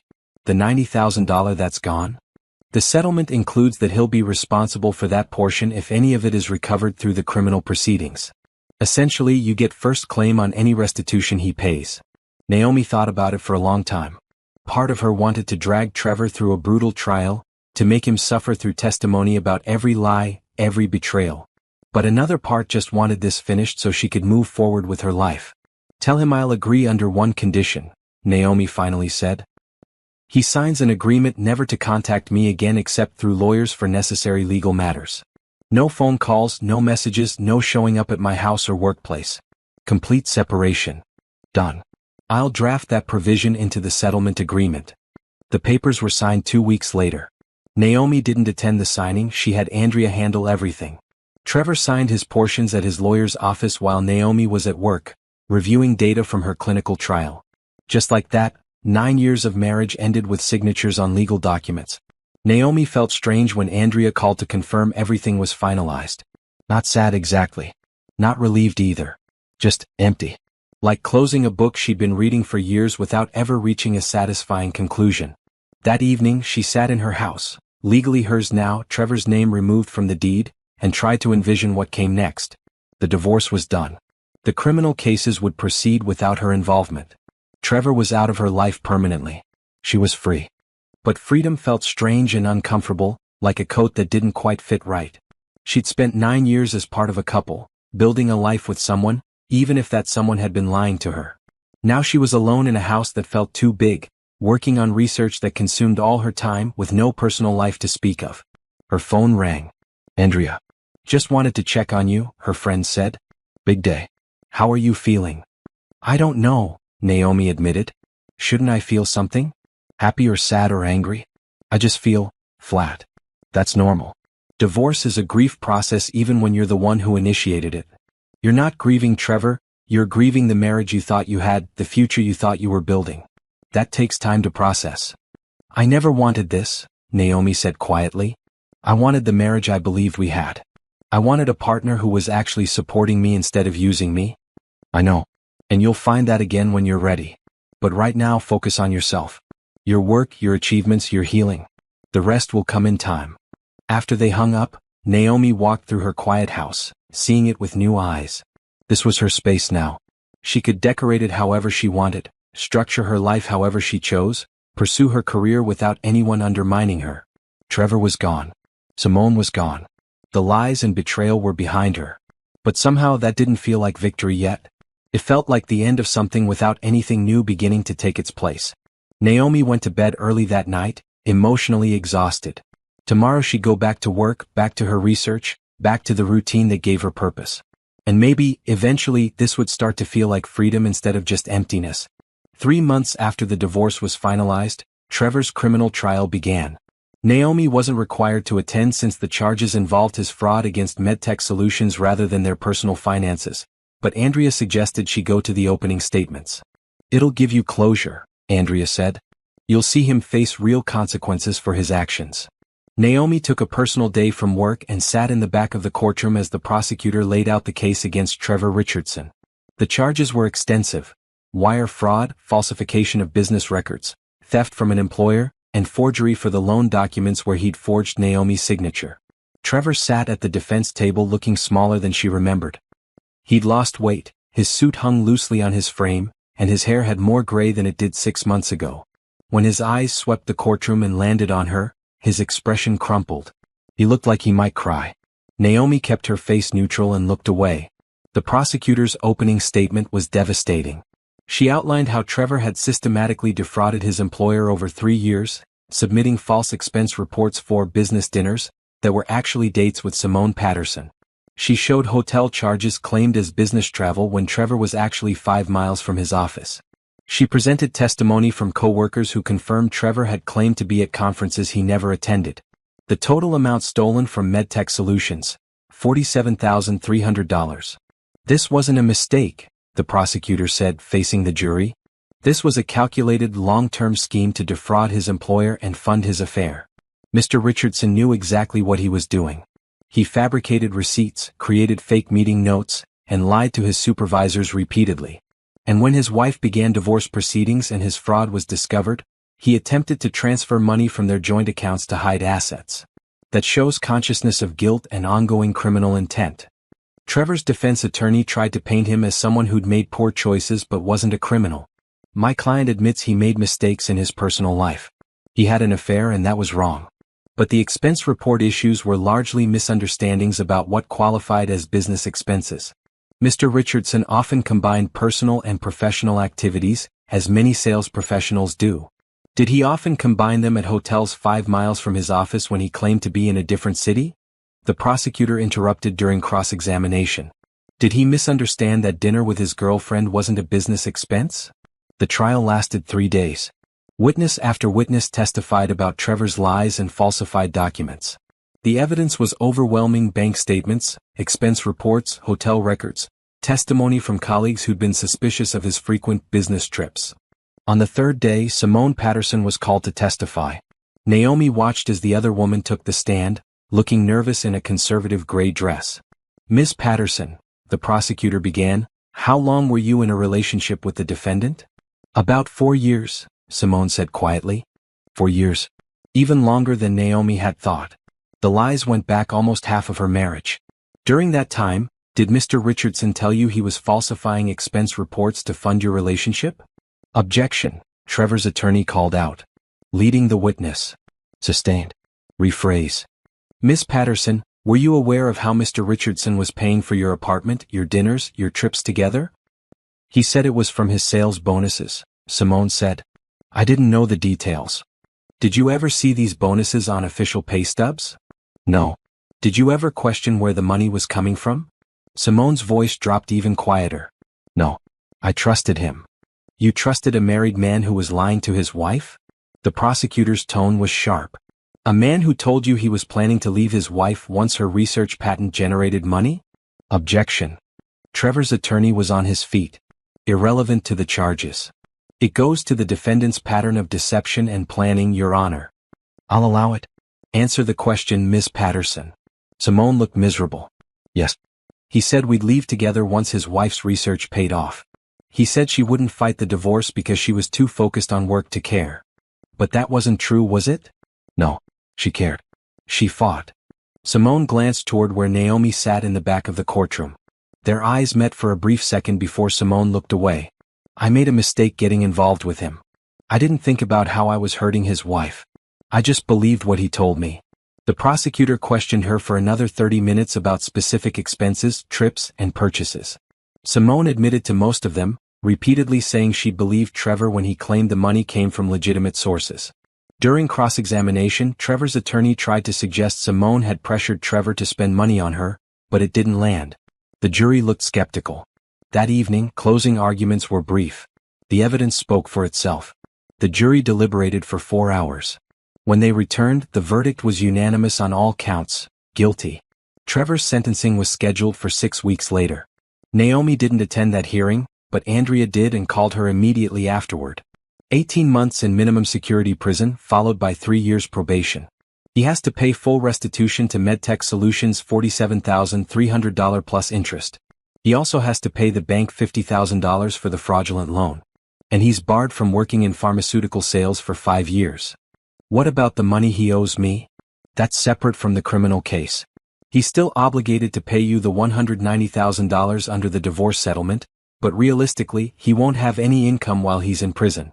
You're first in line for any money he earns once he's released, but it could take years to collect everything. Naomi sat with that information. Trevor was going to prison. His career was destroyed. His reputation was ruined. He'd lost his marriage, his home, his freedom. She thought she'd feel satisfied when this moment came. Instead, she felt nothing. No triumph, no vindication. Just a sense of waste of years, waste of trust, waste of what could have been if Trevor had simply been honest. You okay? Andrea asked. Yeah, I'm fine. Thanks for handling all of this. That's what friends are for. And Naomi? This chapter is closed now. He's out of your life permanently. You can move forward. Moving forward. The phrase seemed impossibly optimistic. That weekend, Naomi went through the house one final time, removing the last traces of Trevor. His old college trophies that had been in the basement, donated. The photos from their wedding, stored in a box in the attic where she wouldn't see them. The furniture they'd picked out together, sold and replaced with pieces she chose herself. She repainted the living room, replaced the couch, hung new artwork. When she was finished, the house looked completely different. Modern, clean, distinctly hers. She stood in the center of the living room and tried to feel something positive about the transformation. This was supposed to be a fresh start, a new beginning, proof that she'd moved on. Instead, it just felt like a very expensive way to forget someone who wasn't worth remembering in the first place. On Monday, Naomi met with Dr. Patterson to review the latest clinical trial results. The data was extraordinary. Her cancer treatment protocol was showing a 70% positive response rate in phase 1 trials, significantly higher than projected. "This is remarkable, Naomi," Dr. Patterson said, genuine excitement in his voice. "If these results hold through phase 2, you're looking at a genuinely groundbreaking treatment. The patent royalties alone could be substantial, but more importantly, you'll be saving lives." Saving lives. That was what mattered. Not Trevor, not the divorce, not the money he'd stolen. Her work had always been about something bigger than her personal life. "When do we move to phase 2? Naomi asked. 6 months. We need to complete the phase 1 safety assessment and compile the data for FDA review. But barring any unexpected complications, you're on track for phase 2 trials by next spring." After the meeting, Naomi returned to her lab and lost herself in data analysis. This was where she belonged, in the clean logic of science, where truth was provable and results were measurable. Personal relationships were messy and unpredictable. Research was reliable. Her phone buzzed with a text from Harrison, "Final surveillance report attached. Trevor entered minimum security facility today. Active monitoring ended. Let me know if you need anything else." Naomi opened the attached report. Photos of Trevor being processed into the correctional facility. He looked defeated, broken, nothing like the confident man she'd married 9 years ago. She closed the report without reading the rest and deleted the message. That part of her life was over. Trevor was where he deserved to be, facing consequences for his choices. She'd won every legal battle, recovered most of her stolen money, kept her house and her research rights. By every objective measure, she'd achieved justice. So why did she still feel like she'd lost something important? Naomi stayed late at the lab that night, reviewing data until her eyes burned with fatigue. When she finally drove home at 10 p.m., her house was dark and empty. She heated up leftovers, ate them standing at the kitchen counter, and went to bed early. This was her life now. Successful professionally, solitary personally. Safe from betrayal because there was no one close enough to betray her. It should have felt like victory. Instead, it just felt lonely. But Naomi told herself that was temporary. She'd been focused on the legal battles, the divorce, the cleanup of Trevor's betrayal. Once all of that was fully behind her, she'd have energy to build a new life. To make friends outside of work. Maybe eventually to date again, though that seemed impossible to imagine right now. For now, the work was enough. It had to be enough. She'd spent 7 years developing a treatment to save cancer patients' lives. She'd spent 6 months systematically dismantling the life of a man who'd betrayed her. Now she just needed to figure out how to build a life for herself that felt like more than just surviving. That would be the hardest challenge yet. 6 months after Trevor entered prison, Naomi's life had developed a steady rhythm. Work consumed most of her time, phase 2 clinical trials were underway, and the results continued to exceed expectations. Her treatment protocol was now being discussed in major medical journals, and she'd been invited to present at 3 international conferences. Professionally, everything was thriving. Personally, she existed in a strange state of suspended animation. She wasn't unhappy exactly. But she wasn't happy either. Just functional. Then one morning in late spring, she received an unexpected call from Trevor's attorney. "Ms. Richardson, I wanted to inform you that my former client has been having difficulties in prison. He's been placed in medical observation after what the facility is calling a mental health episode." Naomi felt her stomach tighten. "Why are you telling me this?" "He's been asking to see you. I advised him that the divorce settlement includes no contact provisions, but he's insistent. I wanted to let you know in case he finds a way to reach out through other channels." "I won't see him." The answer is no. "I understand. I've conveyed that message. But Ms. Richardson, I feel obligated to tell you, he's not doing well. Prison has been harder on him than anticipated. The fraud conviction destroyed any remaining professional reputation. His family has largely disowned him. He's isolated and struggling." Naomi felt a flicker of something that might have been sympathy, but she pushed it down. "That's not my problem. He created this situation." "I know. I just wanted you to be aware." The attorney paused. "There's one more thing. Simone Patterson contacted our office asking about whether she can visit him in prison. Apparently she's been trying to rebuild their relationship now that he's no longer married." The irony was sharp. Simone had abandoned Trevor when the legal troubles started but now wanted back in his life. Maybe she thought visiting him in prison proved loyalty, or maybe she genuinely still cared about him. Either way, it wasn't Naomi's concern. Thank you for the information, Naomi said. But please don't contact me again unless it's absolutely legally necessary. She hung up and tried to return to work, but the phone call had unsettled her. She didn't want to care about Trevor's situation. She'd worked hard to move past the anger and hurt, to build a life that didn't include thinking about him at all. But knowing he was struggling created an uncomfortable emotional tangle. She wasn't happy about his suffering, she wasn't that vindictive. But she also couldn't muster any genuine concern. He'd made his choices and these were the natural consequences. That afternoon, Naomi met with Andrea for their standing monthly lunch. Her friend took one look at her face and immediately knew something was wrong. What happened? Naomi explained the phone call. Andrea's expression darkened. His attorney shouldn't have called you. That's borderline harassment. Want me to send a cease and desist? No, I think he was genuinely trying to warn me that Trevor might try to contact me. I appreciate that actually. How do you feel about Trevor struggling in prison? Naomi considered the question carefully. I don't feel good about it, but I also don't feel responsible for it. He committed crimes. He's facing the consequences. That's not on me. Good answer. Don't let anyone make you feel guilty for the natural results of his actions. Andrea took a sip of her wine. On a different topic, how are you doing otherwise? Your work is going amazingly, but I worry about your personal life. When's the last time you did something just for fun? Naomi couldn't remember. I went to that medical conference last month. That's work. I mean fun. Movies, concerts, dinners with friends. Dating. I'm not ready to date. It's been 6 months since the divorce was final. I'm not saying you should jump into a relationship, but maybe it's time to at least be open to the possibility of meeting someone. I don't know how, Naomi admitted. I met Trevor in college. I've been with him since I was 22. I don't even know how modern dating works. Start small. Go to some social events.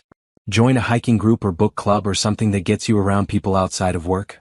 See what happens. Andrea smiled gently. You deserve to be happy, Naomi. Not just successful, happy. The work is great, but it can't be everything. Naomi knew Andrea was right, but the idea of putting herself out there felt exhausting. She'd spent the last 6 months building walls to protect herself from being hurt again. Opening those walls voluntarily seemed impossible. 2 weeks later, unexpected news arrived in multiple forms on the same day. First, Dr. Patterson called her into his office with huge news. A major pharmaceutical company wanted to license her treatment protocol. The deal would bring substantial funding for expanded trials and eventual commercialization. If everything went well, her treatment could be widely available within 3 years. The royalty structure they're proposing is very favorable, Dr. Patterson explained, showing her the preliminary offer. You'd receive royalties on every treatment administered. Conservative estimates suggest that could be several $1,000,000 annually once the treatment is widely adopted. Several $1,000,000. The number was staggering. All her work, all those late nights and failed experiments and persistent dedication. It was going to change people's lives and provide financial security she'd never imagined. This was what Trevor had been waiting for, planning to take half of, scheming to steal. And he'd lost access to all of it because of his own choices. Naomi felt a fierce satisfaction at that thought. The second piece of news came from Harrison, who'd been maintaining minimal surveillance to ensure Trevor had no opportunities to contact her. Thought you'd want to know, Harrison said over the phone. Trevor's early release request was denied. He'll serve the full 18 months unless he earns good behavior reductions. Also, Simone Patterson has been visiting him regularly in prison. Looks like she's standing by him after all. Good for her, Naomi said, and meant it without sarcasm. If Simone wanted to waste her time supporting a man who'd proven himself to be dishonest and manipulative, that was her choice.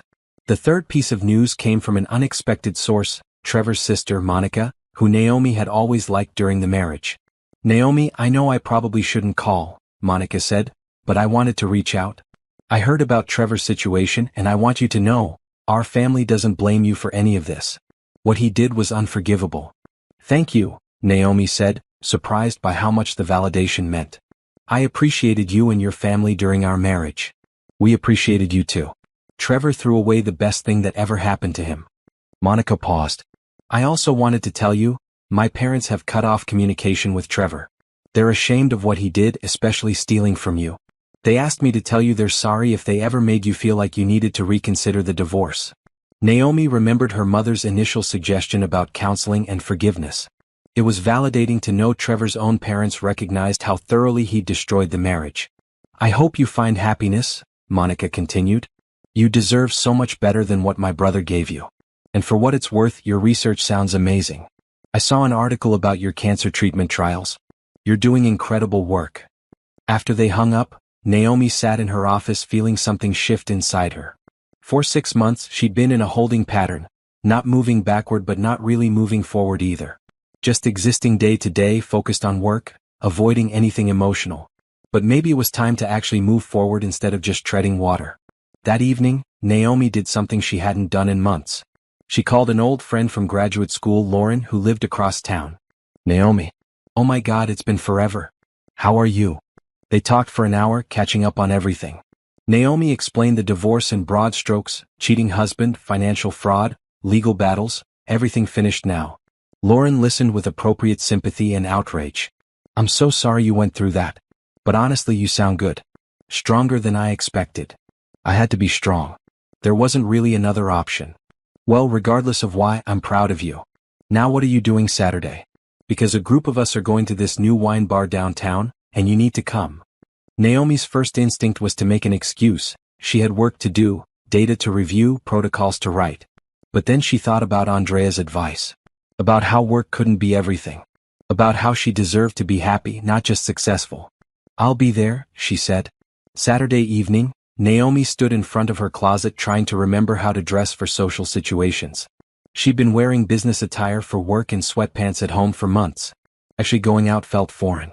She settled on dark jeans and a nice blouse, casual but put together, and drove to the wine bar feeling nervous. What if she didn't fit in with Lauren's friends? What if they asked uncomfortable questions about the divorce? What if she'd forgotten how to have normal conversations that weren't about cancer research? But when she arrived, Lauren greeted her with a huge hug and immediately introduced her to 5 other people, a mix of old grad school friends and newer connections. They were warm and welcoming, and no one pressed her for details about her personal life. Instead, they talked about books, travel, current events, their jobs. Naomi found herself relaxing, laughing at stories, contributing to conversations. It felt good to be around people outside of work, to remember she was a person beyond her research. Around 9 p.m., a man approached their table tall, with friendly eyes and an easy smile. "Lauren, I thought that was you. How've you been?" "Justin. Great to see you." Lauren turned to the group. "Everyone, this is Justin Pierce. We did our postdocs together." "Justin, this is everyone." He greeted the group warmly, his attention lingering on Naomi. "And you are?" "Naomi Richardson. I also did my graduate work with Lauren." "Richardson. Wait, are you the Naomi Richardson? The cancer researcher whose phase 2 trial results just got published?" Naomi felt her cheeks flush. "Yes, that's me. I read your paper last week. It's brilliant work. The innovative approach to targeting resistant cells is exactly what the field needed." His enthusiasm was genuine, not performative. "I'm in biotech development. We're always looking at emerging treatments. Your protocol could be genuinely transformative." They ended up talking for 20 minutes about her research, his work developing tools for drug delivery, the challenges of translating lab breakthroughs into clinical practice. It was the first conversation Naomi had had in months where someone was interested in her work for its own merits, not because they felt obligated to ask. When Justin's friends called him back to his own table, he hesitated. "Would it be okay if I got your contact information? I'd love to continue this conversation sometime. Maybe over coffee?" Naomi felt panic flutter in her chest. Was he asking her on a date? Or just a professional networking coffee? She hadn't navigated these situations in 9 years. "Sure," she heard herself saying. "That would be nice." They exchanged numbers, and Justin left with a warm smile and a promise to text her. Lauren immediately leaned over. "He's great, by the way. Single, successful, genuinely nice guy. And he clearly liked you." "We were just talking about work," Naomi protested. "Right. Because that's why he kept looking at you like you were the most interesting person in the room." Lauren grinned. "I'm not saying you need to jump into anything. But if he texts you, maybe actually respond instead of overthinking it." Naomi went home that night feeling lighter than she had in months. She'd been out with friends, had actual conversations about things other than the divorce or clinical trials, and maybe, possibly, someone interesting had asked for her number. It wasn't happiness yet. But it felt like the very beginning of what happiness might eventually look like. Her phone buzzed. A text from Justin. Really enjoyed talking with you tonight. Would love to grab coffee this week if you're free. No pressure, just thought it would be nice to continue the conversation. Naomi stared at the message for a full minute, her thumb hovering over the keyboard. Every instinct told her to decline, to protect herself, to avoid the possibility of being hurt again. But another voice, quieter but growing stronger, said this was part of moving forward. Not rushing into anything, just being open to possibilities. She typed back, "Coffee sounds good. How's Thursday afternoon?" His response came immediately, "Perfect. I know a great place near the university. 3 p.m.? See you then." Naomi set down her phone and looked around her quiet house. The life she was building didn't include Trevor anymore. It didn't include lies or betrayal or stolen money. It was genuinely, completely hers. And maybe, just maybe, it was time to let someone new into it. Carefully, slowly, with appropriate caution. But to actually try again rather than shutting herself off completely. Trevor had taken a lot from her. But he hadn't taken her capacity to hope for better things. That was still entirely her own. Thursday afternoon arrived faster than Naomi expected. She'd spent the intervening days alternating between looking forward to coffee with Justin and convincing herself to cancel. The back and forth exhausted her more than any clinical trial protocol review ever had. "It's just coffee," Andrea said when Naomi called her Wednesday night in a mild panic. "Not a marriage proposal. You're allowed to have coffee with someone interesting without it meaning anything more than coffee. What if he expects something? What if I'm not ready? What if—" "Naomi. Breathe. You're a brilliant research scientist who just revolutionized cancer treatment. You can handle a coffee date with a nice guy who appreciates your work." So Thursday at 2:45 p.m., Naomi found herself walking into a cozy coffee shop near the university, scanning the space for Justin. He was already there, sitting at a corner table with 2 cups in front of him. "I took a chance," he said, standing as she approached. "Lauren mentioned you always order mint tea at wine bars, so I got you a peppermint tea. But I can get you something else if that's wrong." The small thoughtfulness surprised her. "Peppermint tea is perfect. Thank you." They sat down, and for the first 5 minutes, conversation flowed easily. They discussed his biotech company's latest project, developing improved drug delivery systems for targeted cancer therapies. Naomi found herself genuinely engaged, asking technical questions, offering insights from her own research perspective. "The challenge is always getting drugs past the blood-brain barrier for neural cancers," Justin explained, sketching a rough diagram on a napkin. "Current methods are too invasive or not targeted enough. We're working on a nanoparticle approach, but the stability issues have been difficult. Have you looked at functionalizing the particle surface with transferrin receptors?" Naomi asked. "There's some interesting research out of Stanford suggesting that approach improves brain penetration significantly." Justin's eyes lit up. "We tried that in early prototypes, but we were using the wrong polymer base. If we revisited with your suggestion?" He pulled out his phone, making a note. "This is exactly why I wanted to talk to you again. You see connections I miss." They talked shop for another 30 minutes before Justin deliberately set down his teacup and changed the subject. "So, I'm going to be honest. Lauren may have mentioned you recently went through a difficult divorce. You absolutely don't have to talk about it if you don't want to, but I figured I should acknowledge that I know, so you don't feel like you're hiding anything." Naomi appreciated the directness. "It was difficult. My ex-husband cheated on me for years and stole money from our joint accounts. The divorce was finalized 6 months ago. He's currently serving time for fraud." Justin's expression showed appropriate sympathy without pity. "That sounds incredibly painful. I'm sorry you went through that." "Thank you. It was painful. But it's over now and I'm trying to move forward." Naomi took a sip of her tea. "What about you? Lauren mentioned you're single, but I assume there's a story there too." "Fairly boring story actually. I was engaged 3 years ago. We broke up 8 months before the wedding because we realized we wanted fundamentally different things. She wanted to move to Seattle and work for a big tech company. I wanted to stay here and build my biotech startup. Neither of us wanted to compromise, so we ended it. Painful at the time, but clearly the right decision." "Do you regret it?" "Not at all. She's happy in Seattle now, engaged to someone who fits her life better. I'm happy here building the company. Sometimes relationships don't work out and that's okay." He paused. "I'm not looking to rush into anything serious. I'm just interested in getting to know interesting people and seeing where things go naturally." The honesty was refreshing. No games, no pressure, just 2 adults acknowledging they were interested in exploring a connection without predetermined outcomes. They talked for another hour about non-work topics. Favorite books, travel experiences, family. Justin had 2 younger sisters he was close with and parents who were recently retired and traveling extensively. He asked thoughtful questions about Naomi's work-life balance and how she managed the stress of clinical trials. Honestly, Naomi said, I don't manage it well. Work has been my refuge since the divorce. It's the one thing that makes sense that I can control. Personal relationships feel messy and unpredictable.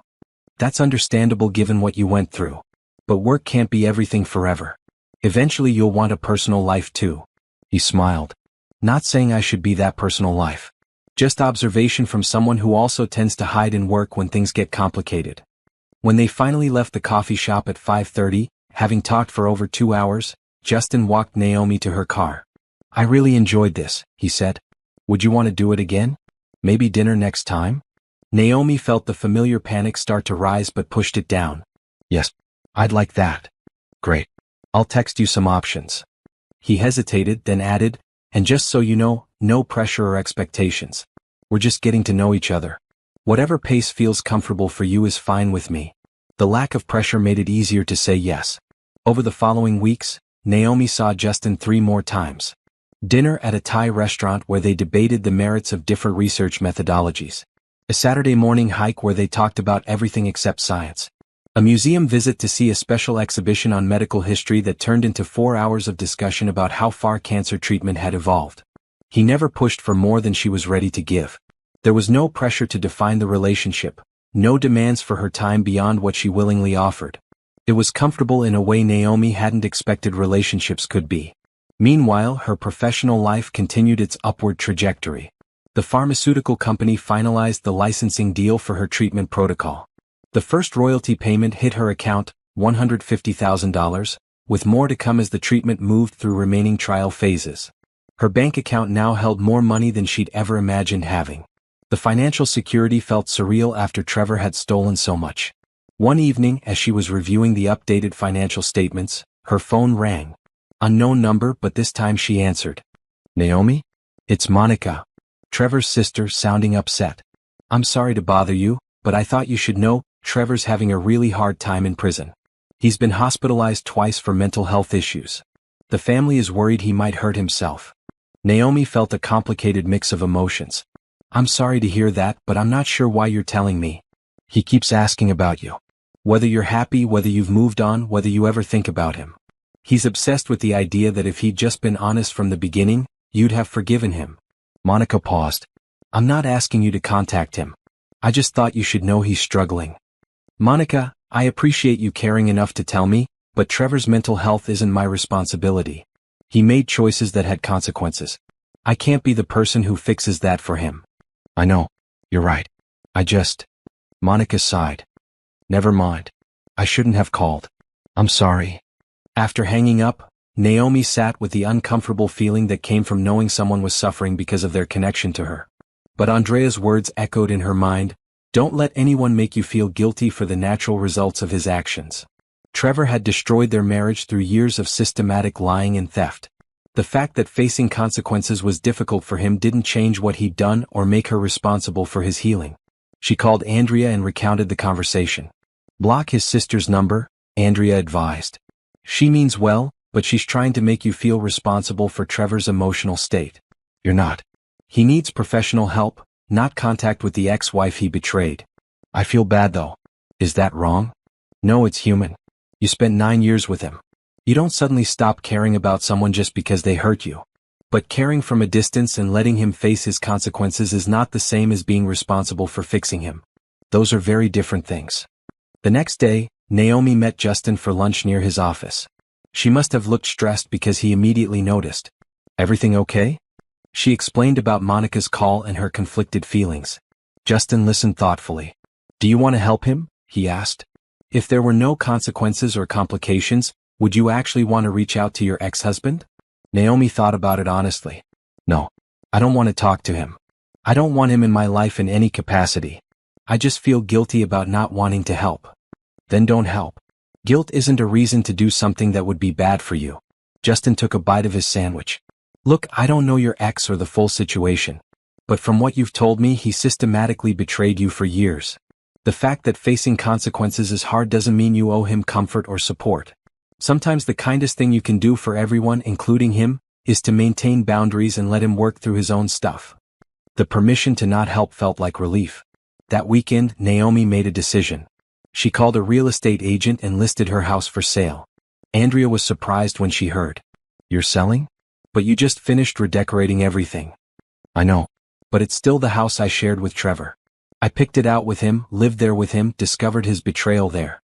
Too many bad memories." Naomi looked around the living room she'd repainted 3 times trying to make it feel different. "I want a completely fresh start. New house, new space, new memories." The house sold within 2 weeks to a young couple expecting their first child. Naomi felt good about that, new life literally and figuratively in a space that had held so much deception. She bought a smaller townhouse in a different neighborhood, modern and bright with large windows and an open floor plan. No memories of Trevor anywhere in the space. She furnished it with new furniture, hung art she chose herself, created a home office with a view of the garden. For the first time since the divorce, her living space felt genuinely hers. Justin helped her move boxes on the final day, along with Lauren and a few other friends from her social circle that had been slowly expanding. They ordered pizza, laughed at her inability to find anything in the chaos of boxes, and stayed until everything was at least unpacked enough to be functional. After everyone left, Naomi stood in her new living room and felt something she hadn't felt in almost a year: peace. This house had no history with Trevor. These friends knew her as she was now, not as the wife who'd been cheated on. This life she was building was genuinely, completely new. Her phone buzzed. Text from Justin: "New house looks great. You settling in okay?" She smiled and typed back, "Getting there. Thanks again for the help today. Anytime. Dinner tomorrow if you're not too exhausted from unpacking?" "Sounds good." They'd been seeing each other for 2 months now. Nothing official, no labels, just 2 people enjoying each other's company and seeing where things went. It wasn't the passionate whirlwind romance movies portrayed, but it was steady and genuine and comfortable. Maybe that was better. Maybe comfortable was what real relationships were supposed to feel like instead of the dramatic ups and downs she'd mistaken for love with Trevor. The following week, Dr. Patterson scheduled a meeting to discuss the next phase of her research.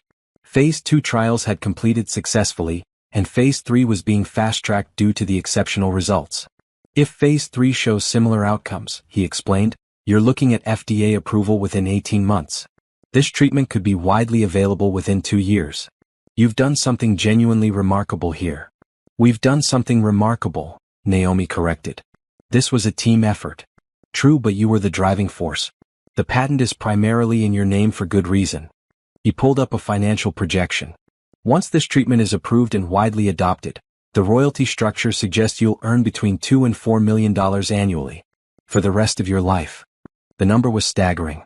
Financial security beyond anything she'd dreamed of when she started her research 7 years ago.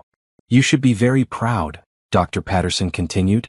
"Most researchers never see their work make this kind of impact. You're saving lives and revolutionizing cancer treatment. That's an extraordinary legacy."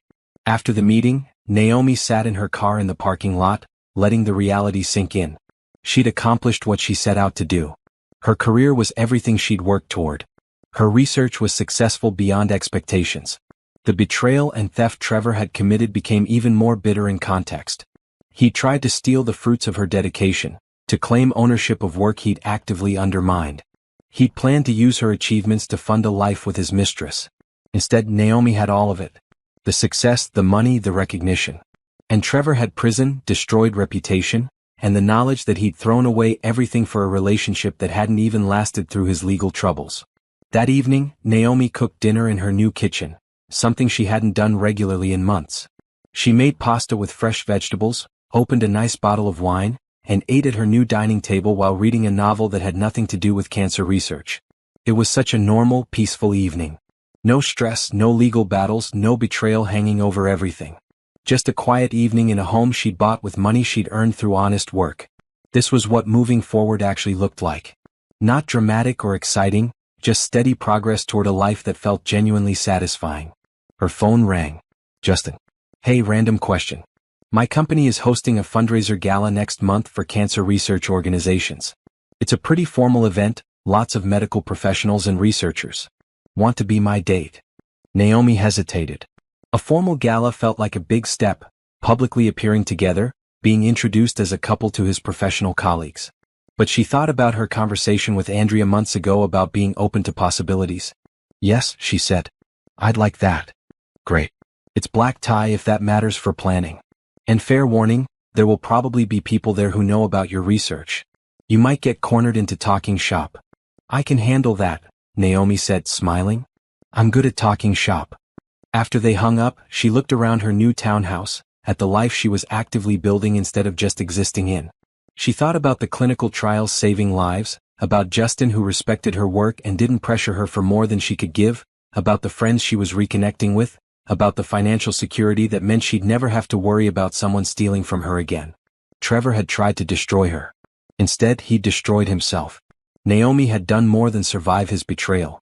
She'd systematically rebuilt her life into something stronger and more authentic than what she'd had before. The best revenge, she was learning, wasn't causing him to suffer. It was simply living well, achieving her goals, and being genuinely happy without him in any capacity. That was the victory that actually mattered. 1 year after discovering Trevor's affair, Naomi stood backstage at the Philadelphia Convention Center, adjusting the fitted emerald gown she'd bought specifically for this occasion. The annual Medical Research Achievement Awards were being held tonight, and she was receiving the prestigious Breakthrough Innovator Award for her cancer treatment protocol. In the audience somewhere were Dr. Patterson and several colleagues from the institute. Her parents had flown in from Ohio. Andrea was there with her husband. Lauren and several other friends were seated together. And Justin was in the fourth row, having insisted on attending despite his company's competing event the same evening. 5 minutes, Dr. Richardson, the stage manager said. Naomi took a deep breath and looked at herself in the mirror. She barely recognized the woman staring back. Not because she'd changed physically, though she was healthier now, sleeping better, eating regularly, taking time for herself. But because the woman in the mirror radiated a confidence and peace that had been missing a year ago. The MC's voice carried from the main hall. Our final award tonight recognizes an individual whose groundbreaking research has the potential to save millions of lives. Her innovative approach to targeting resistant cancer cells has revolutionized oncology treatment protocols. Ladies and gentlemen, please welcome Dr. Naomi Richardson. The applause began as Naomi walked onto the stage, the bright lights momentarily blinding. As her eyes adjusted, she saw the sea of faces, hundreds of medical professionals, researchers, and industry leaders, all standing and applauding her work. She reached the podium, accepted the Crystal Award from the MC, and waited for the applause to quiet before beginning her acceptance speech. Thank you. This honor is overwhelming and humbling. When I started this research 7 years ago, I couldn't have imagined standing here today. The path to breakthrough discoveries is never straight or easy. It requires dedication, patience, countless failures, and unwavering belief in the possibility of success even when results seem impossible. She paused, looking out at the audience. This past year has taught me that the same principles apply to life beyond research. Sometimes the path forward requires us to be patient with ourselves, to believe in possibilities even when current circumstances seem overwhelming, and to trust that persistence through difficulty leads to genuine transformation. Naomi spoke for 10 minutes about her research, the clinical trial results, and the collaborative team that had made everything possible. She thanked her colleagues, her mentors, the patients who'd participated in trials. But she also spoke about something deeper, about how setbacks and betrayals don't have to define us, about how we choose whether difficult experiences destroy us or refine us into something stronger. I want every researcher in this room to know that your work matters, even in moments when it feels impossible. Keep pushing forward. The breakthroughs are worth every struggle. She held up the Crystal Award. This represents not just my research success, but the triumph of persistence over doubt, of determination over adversity, of choosing to move forward even when the path is unclear. Thank you. The applause was deafening. Naomi walked off the stage, her heart pounding, adrenaline surging through her system. She'd done it. She'd stood in front of the medical research community and accepted recognition for work that would genuinely save lives. Backstage, she was immediately surrounded by well-wishers and colleagues wanting to congratulate her. Dr. Patterson hugged her, uncharacteristically emotional. I'm so proud of you, Naomi. This is just the beginning. Your career is going to be extraordinary. After the ceremony, the attendees moved to an adjoining ballroom for a reception. Naomi found herself at the center of multiple conversations, researchers asking about her methodology, pharmaceutical executives discussing licensing opportunities, medical journals requesting interviews. Justin appeared at her elbow with a glass of champagne. You're officially famous now. How does it feel? Surreal, Naomi admitted. A year ago, I was standing in a hospital hallway learning my husband had been cheating on me. Now I'm here accepting a major award. Life moves fast. Life moves in the direction you point it, Justin corrected gently. You could have let the divorce destroy you. Instead, you used your work as fuel to become even more successful. That's not luck or chance, that's intentional choice. He was right. Every decision she'd made over the past year had been deliberate. Hiring Andrea, gathering evidence, protecting her assets, refusing to reconcile, selling the house, building new friendships, slowly opening herself to the possibility of a relationship again. Dance with me? Justin asked, gesturing toward the dance floor where several couples were already swaying to the live band's music. They moved onto the floor together, and Naomi let herself relax into the moment. Justin was a good dancer, confident but not showy, leading clearly without being controlling. It struck her how different this felt from dancing with Trevor at their wedding, where she'd been so blissfully unaware of what the future held. Now she knew what betrayal looked like, what resilience required, what genuine partnership could be. That knowledge made her appreciate this moment. Dancing at an event celebrating her achievements with someone who respected her work and didn't need her to be anything other than herself. What are you thinking about? Justin asked. How different my life is now compared to a year ago. Better, different. Better is good. You deserve better. He smiled. Speaking of which, I have something to tell you. My company just finalized our funding round. We're expanding significantly, which means I'll be hiring several new research scientists. I'd love to collaborate more formally on projects that complement your cancer treatment work. Interested in discussing that possibility? Very interested, Naomi said. The idea of combining her clinical research with his drug delivery technology was exciting professionally. And the fact that it would mean working more closely with Justin was exciting personally, though she was still careful about mixing professional and personal relationships. The evening continued with conversations, networking, and celebration. Around 10 p.m., Naomi's parents found her at the edge of the ballroom. We're heading back to the hotel, her mother said, hugging her tightly. But we wanted to say again how proud we are. Not just of the award but of how you've handled everything this year.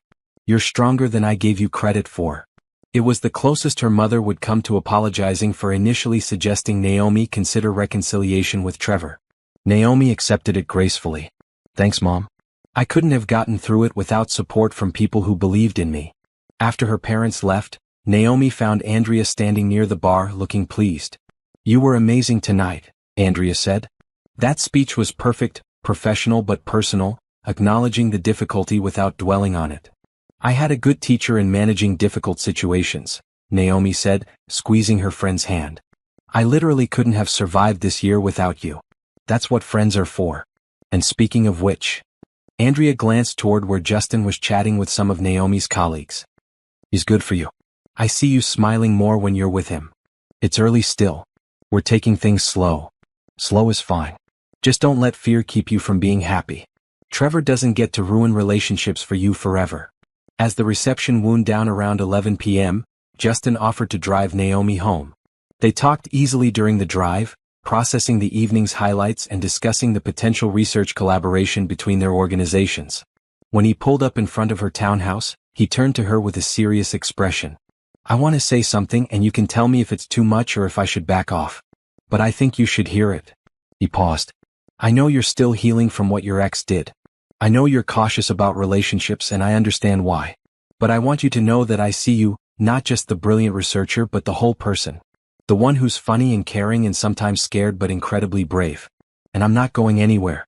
Whatever pace you need, however long it takes for you to fully trust again, I'm here. Naomi felt tears prick her eyes. That's the kindest thing anyone said to me in a long time. It's not kindness. It's just the truth. Justin reached over and took her hand. You deserve someone who's willing to be patient, who appreciates what you've been through, and who values everything you are. I want to be that person if you'll let me try. This was a pivotal moment, Naomi recognized. She could retreat into safe distance, thank him politely and keep everything casual. Or she could take a risk, be vulnerable again, and trust that not every relationship would end in betrayal. I'd like that, she said quietly. I'm not perfect at this. I'll probably be guarded sometimes and overthink everything. But I want to try. Good. Because I'm not perfect either. He smiled. We'll figure it out together. He walked her to her door, kissed her goodnight gentle and respectful, and left with a promise to call tomorrow. Inside her townhouse, Naomi kicked off her heels and walked through the quiet space. The award sat on her kitchen counter, catching the light from the street lamp outside. She picked it up, feeling the weight of it, the coolness of the crystal. This award represented 7 years of dedication to her research. But in a deeper way, it represented proof that she could accomplish extraordinary things through focus and determination. That same focus and determination had carried her through the worst year of her life and brought her out the other side stronger. Her phone buzzed. A text from an unknown number. "Congratulations on your award. Saw the announcement. You deserve every good thing. Monica." Trevor's sister, still maintaining occasional contact despite Naomi's boundaries. She almost deleted it, then decided to respond one final time. "Thank you. I hope you and your family are well." Short, polite, final. Another text arrived.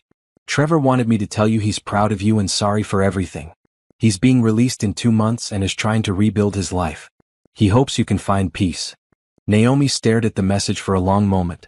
Trevor would be out of prison soon, back in the world, trying to rebuild what he destroyed. That was his journey, not hers. She typed, "I found peace by moving forward without him in my life. I wish him well, but please don't contact me again with messages from him. That chapter is closed." She blocked Monica's number and set down her phone. Trevor's release from prison didn't matter to her life anymore. What he did, where he went, whether he successfully rebuilt, none of it had any impact on her future. That connection was completely severed. Naomi changed out of her gown into comfortable clothes and made herself tea. She sat on her couch with her research notes spread around her, reviewing the latest Phase 3 trial data. The results continued to exceed expectations. Within 6 months, her treatment would likely receive full FDA approval. Hundreds of thousands of cancer patients would eventually be treated with her protocol. Lives saved, families kept together, futures preserved, all because she'd dedicated years to solving an impossible problem. Trevor had wanted to take credit for this, to claim ownership of work he'd never contributed to. Instead, he'd lost everything while she achieved everything she'd worked for. The best revenge wasn't causing him to suffer. It was simply living well, accomplishing goals, building genuine happiness and never looking back. As Naomi reviewed her research data, she thought about the journey that had brought her here. The devastating phone call a year ago that had shattered her marriage. The methodical gathering of evidence. The legal battles and the divorce. The struggle to rebuild her life and trust again. The small steps toward new relationships and genuine happiness. Every difficult moment had been necessary to get to this point, sitting in her own home, financially secure, professionally celebrated, personally healing, and genuinely excited about the future for the first time in years. She'd spent 7 years learning how to systematically defeat cancer cells through careful research and strategic persistence. She'd spent 1 year applying those same principles to rebuilding her life after betrayal. Both projects had been successful beyond expectations. Naomi set aside her research notes and opened her laptop. She began drafting an email to Justin about the potential research collaboration he'd mentioned. As she typed, she felt something she'd been afraid to acknowledge for months. Genuine excitement about the future. Not just the professional future, though that was extraordinary. But the personal future. The possibility of building something real with someone who valued her for exactly who she was. Trevor had tried to define her as someone too focused on work to notice being cheated on, too career-obsessed to deserve a genuine relationship. He'd used that narrative to justify his betrayal and theft. But the truth was simpler. Naomi had been dedicated to work that genuinely mattered, while Trevor had been dedicated to nothing but his own selfish desires. Her focus had resulted in breakthrough cancer treatment. His focus had resulted in prison and destroyed relationships. The comparison spoke for itself. As midnight approached, Naomi saved her email draft and shut down her laptop. Tomorrow would bring new challenges, more clinical trial data to review, more conversations with pharmaceutical companies, more media requests about her award. But tonight, she just wanted to sit in the peaceful quiet of her home and appreciate how far she'd come. A year ago, she'd been devastated, betrayed, struggling to understand how her entire marriage had been built on lies. Now she was celebrated, secure, and slowly building a life that felt genuinely authentic and satisfying. That transformation hadn't happened by accident. It had required deliberate choice at every step, to protect herself legally, to refuse reconciliation despite pressure, to rebuild rather than remain broken, to slowly open herself to new possibilities while maintaining appropriate boundaries. Naomi looked at the award on her counter one more time before heading upstairs to bed. That crystal trophy represented more than research success. It represented proof that she could face devastating betrayal, systematically dismantle the life she'd thought she had, and rebuild something even better from the pieces. Trevor had underestimated her completely. He'd assumed she'd be too devastated to fight back, too focused on work to notice his schemes, too trusting to protect herself. He'd been wrong on every count. And now, a year after the worst day of her life had begun with a cruel phone call, Naomi stood at the beginning of the best chapter of her life, celebrated professionally, healing personally, and genuinely happy in a way she'd never been in her marriage. The revenge she'd initially wanted had transformed into something much more valuable. A life so successful and fulfilling that Trevor became completely irrelevant to it. That was the victory that actually mattered. Not his suffering but her thriving. As she finally drifted off to sleep that night, Naomi's last thought was simple: she'd won. Not just in the legal battles or the professional achievements, but in the most important way. She'd reclaimed her life, her future, and her capacity for happiness. And no one could ever take those things from her again.